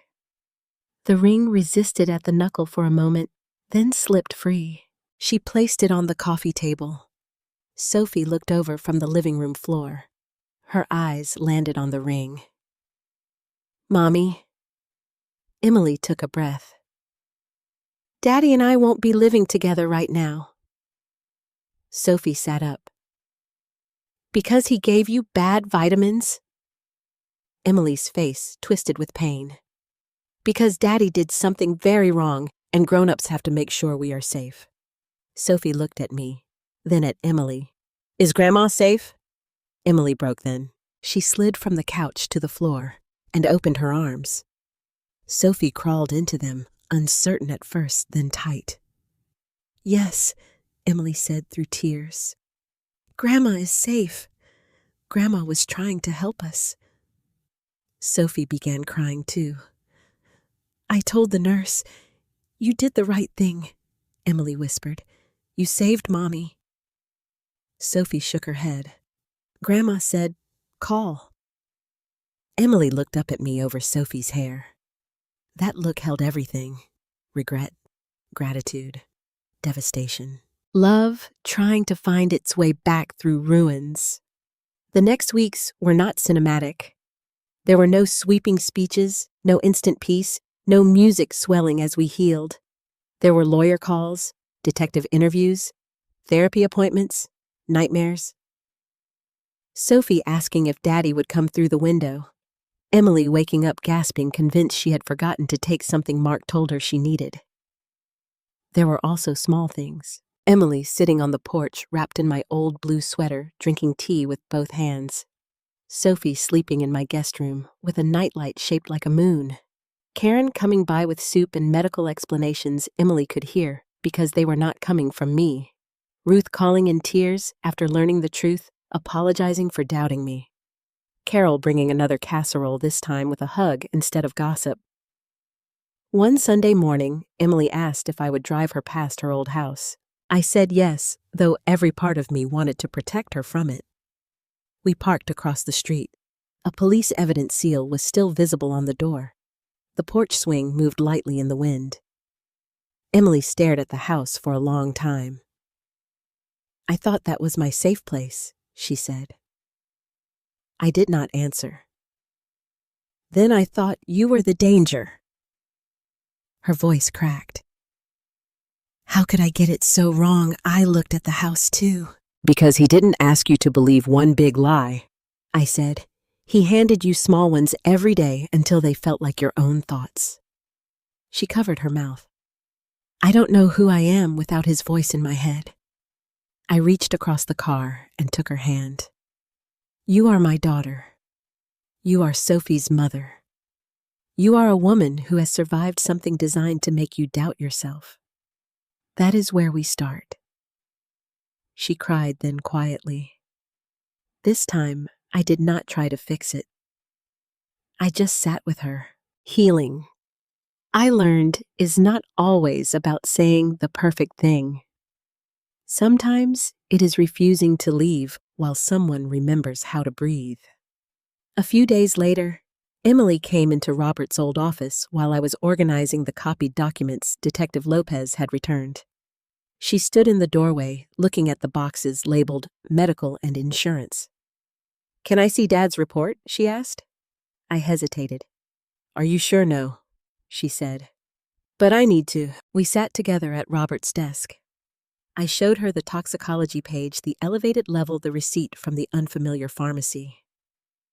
Emily read each line slowly, her face growing still. "Do you think Mark hurt him too?" she whispered. I looked at Robert's army photo. "I don't know." She waited. "And I may never know," I said. Her eyes filled. "How do you live with that?" I touched the edge of the report. "Some days badly." She gave a broken laugh through tears. "But I live," I said, "and now you do too." Emily leaned her head on my shoulder. For a long time, we sat there with Robert's report between us and Sophie's laughter drifting from the kitchen, where she was helping Karen ice cookies. It was not closure, but it was the beginning of something honest. And after all the lies, honest felt almost holy. 6 months after Emily came home from the hospital, we sat around my kitchen table on a Sunday evening, eating chicken and dumplings from the same blue-rimmed bowls Robert and I had received as wedding gifts. Nothing about that dinner would have looked extraordinary to a stranger. Sophie sat cross-legged on her chair, even though I had reminded her twice that chairs were not playground equipment. Emily wore a soft green sweater and had her hair clipped back loosely. Karen had come by with peach cobbler, claiming she accidentally made too much, which none of us believed. Carol had sent over green beans because in her mind, no family crisis was truly complete until someone contributed a vegetable. The maple tree outside had turned gold again. For the first time in a long time, the house sounded alive without sounding afraid. That was the part no one tells you about surviving a nightmare. The world does not become bright all at once. It returns in pieces. A laugh at the table, a child sleeping through the night, a daughter answering her own phone, a door that opens without anyone flinching. Emily was stronger by then, not healed completely. I do not believe people heal completely from betrayal that deep. But she had color in her face again. Her hands no longer trembled when she poured tea. She had started part-time work with the school district from home, easing back into the life Mark had tried to steal from her. She had also filed for divorce. The legal process was ugly, as those things often are. Mark denied everything at first.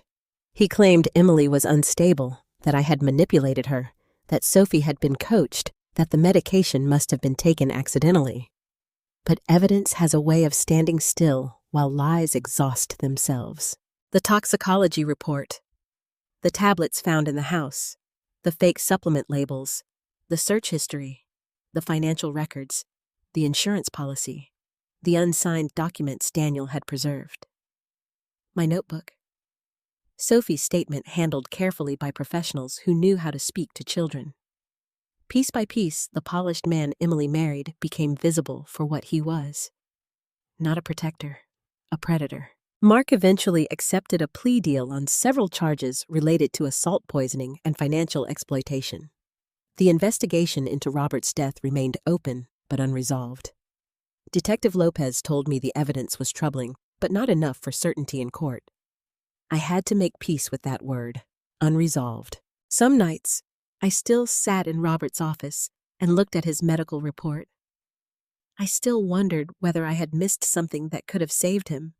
I still replayed the bitter coffee, the dizziness, the strange pharmacy receipt. But I had stopped letting the unanswered parts devour the living. Robert was gone. Emily was here. Sophie was here. And grief, if it is not careful, can become a room you lock yourself inside while life knocks from the other side. That Sunday evening after dinner, Sophie asked if she could put whipped cream on the peach cobbler. Karen said, "Only if your grandmother agrees." Sophie looked at me with theatrical seriousness. "Grandma, this is a medical necessity." I laughed. "Is that your professional opinion?" "Yes." Emily smiled across the table. "She's been spending too much time with retired nurses." "Best education she can get," Karen said. We laughed, and for a moment, the sound felt impossible. Months earlier, this same kitchen had held fear accusations and a bottle that nearly destroyed us. Now it held cobbler teasing and Sophie with whipped cream on her nose. After dessert, Emily helped me clear the table. She still did that slowly, carefully, as if her body remembered weakness even when her spirit was trying to move ahead. I watched her rinse the bowls, and an old memory rose in me. Emily, at 22, home from college, standing at that same sink, telling me she wanted to spend her life helping teenagers who felt unheard. She had always had that heart. Mark had buried it under fear. He had not killed it. When Sophie went into the living room to watch a movie with Karen, Emily dried her hands and said, "Mom, can I show you something?" Of course. She went to her bag and returned with a small wooden box. I recognized it. Robert had made it years ago in his garage workshop back when he went through a woodworking phase and produced more uneven boxes than any family needed. Emily placed it on the kitchen table. "I've been thinking about what to keep," she said. I sat across from her. "Keep from all of it." She opened the box. Inside were a few folded papers, a tiny hospital bracelet, Sophie's crayon drawing of the three of us outside a yellow house, and one copy of the medical report. The report. The one that had shattered her marriage and saved her life. My chest tightened. "Are you sure you want that in there?" Emily looked down at it. "I don't want to pretend it didn't happen. No one is asking you to." "I know, but sometimes I want to. Sometimes I want to wake up and have none of it be real." Her fingers touched the edge of the report. Then I remember that pretending was part of how he kept me trapped. I said nothing. She continued, "This report is the worst thing I've ever read. It told me my husband had been giving me something that could have killed me. It told me Sophie had seen more than I understood. It told me you were right when I hated you for it." Her voice trembled. "But it also told me I wasn't crazy. That my body had been trying to warn me. That you had been trying to warn me. That truth can be terrifying and still be mercy." I reached across the table and covered her hand with mine. Emily looked at me. I misunderstood everything she whispered. Every action you took. The pill. The law office. The 911 call. Even the way you kept asking questions. I thought you were trying to take my life away from me. I shook my head slowly. I was trying to give it back. Tears filled her eyes. I know that now.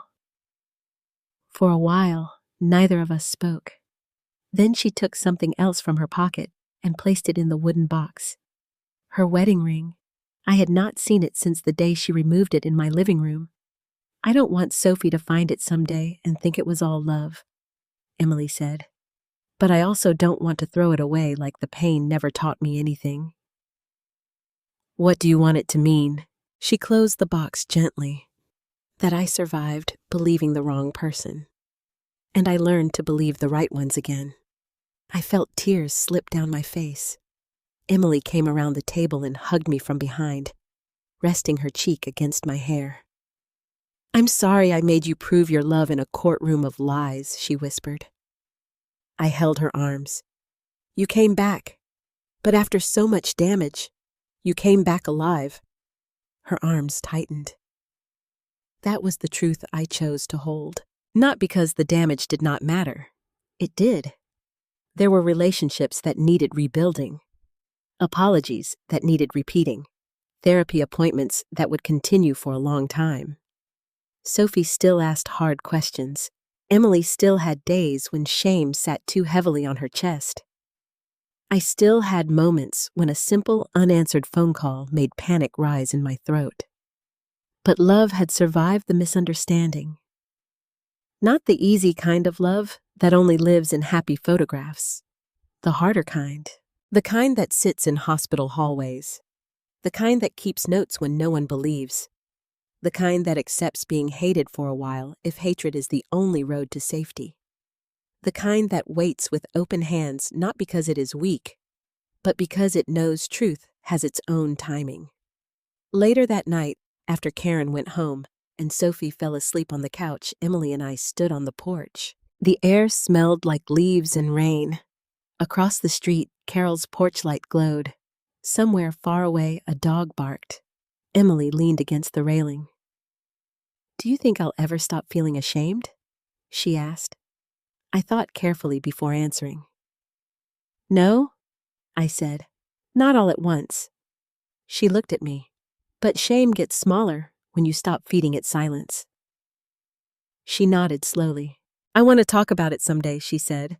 Maybe help other women notice the small lies before they become a cage. My heart swelled with painful pride. You will. She looked toward the dark street. I used to think strength meant never being fooled. I smiled sadly. No, baby. Strength is what you do after you realize you were. She reached for my hand. We stood there together, mother and daughter, not perfect, not untouched, but still standing. And for the first time since the medical report entered our lives, I felt something I had not allowed myself to feel. Peace. Not because every question had been answered. Not because every wound had closed, but because Emily was beside me breathing in the cool evening air with her daughter safe inside and the truth no longer buried under a man's beautiful lies. Sometimes a mother's love is misunderstood. Sometimes it is called control, obsession, interference, even madness. But real love does not always arrive softly. Sometimes it breaks down doors. Sometimes it steals one pill. Sometimes it ruins a signature. Sometimes it calls an ambulance when everyone says not to. And sometimes, long after the anger, after the tears, after the report is read, and the lies fall apart, the person you tried to save finally turns to you and understands. Not everything, but enough. Enough to come home. Lessons and message. What this story taught me is that love is not always recognized in the moment it is given. Sometimes the person trying hardest to protect us becomes the easiest person to misunderstand, especially when someone else has been whispering fear into our hearts. Manipulation rarely begins with one giant lie. It begins with small doubts repeated gently until we start questioning the people who have loved us the longest. A mother's instinct is not perfect, but it should never be dismissed simply because it is emotional. Sometimes, emotion is the alarm system of the soul. Linda noticed what others ignored: the tremor in her daughter's hand, the fear in her granddaughter's voice, the strange bottle, the way a charming man answered questions that were never meant for him. Her love looked intrusive to Emily because Mark had taught Emily to see protection as control. The deeper lesson is this: if your body feels wrong, if your spirit feels smaller around someone, if you find yourself afraid to speak freely, pay attention. Love should not require silence. Marriage should not isolate you from everyone who cared about you before, and anyone who makes you fear the people who love you may be trying to become the only voice you trust. Healing did not come because the truth was painless. It came because the truth was finally faced. Emily had to grieve, apologize, rebuild, and forgive herself. Linda had to forgive without pretending the hurt never happened. That is real healing, not forgetting, but choosing honesty over denial and love over pride. If this story touched your heart, please share your thoughts in the comments.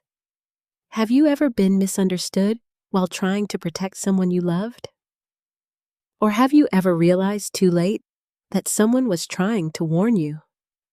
Tell me where you're watching from and what time it is there. If stories about family truth, betrayal, and healing speak to you, please like this video and subscribe so we can keep sharing these emotional journeys together.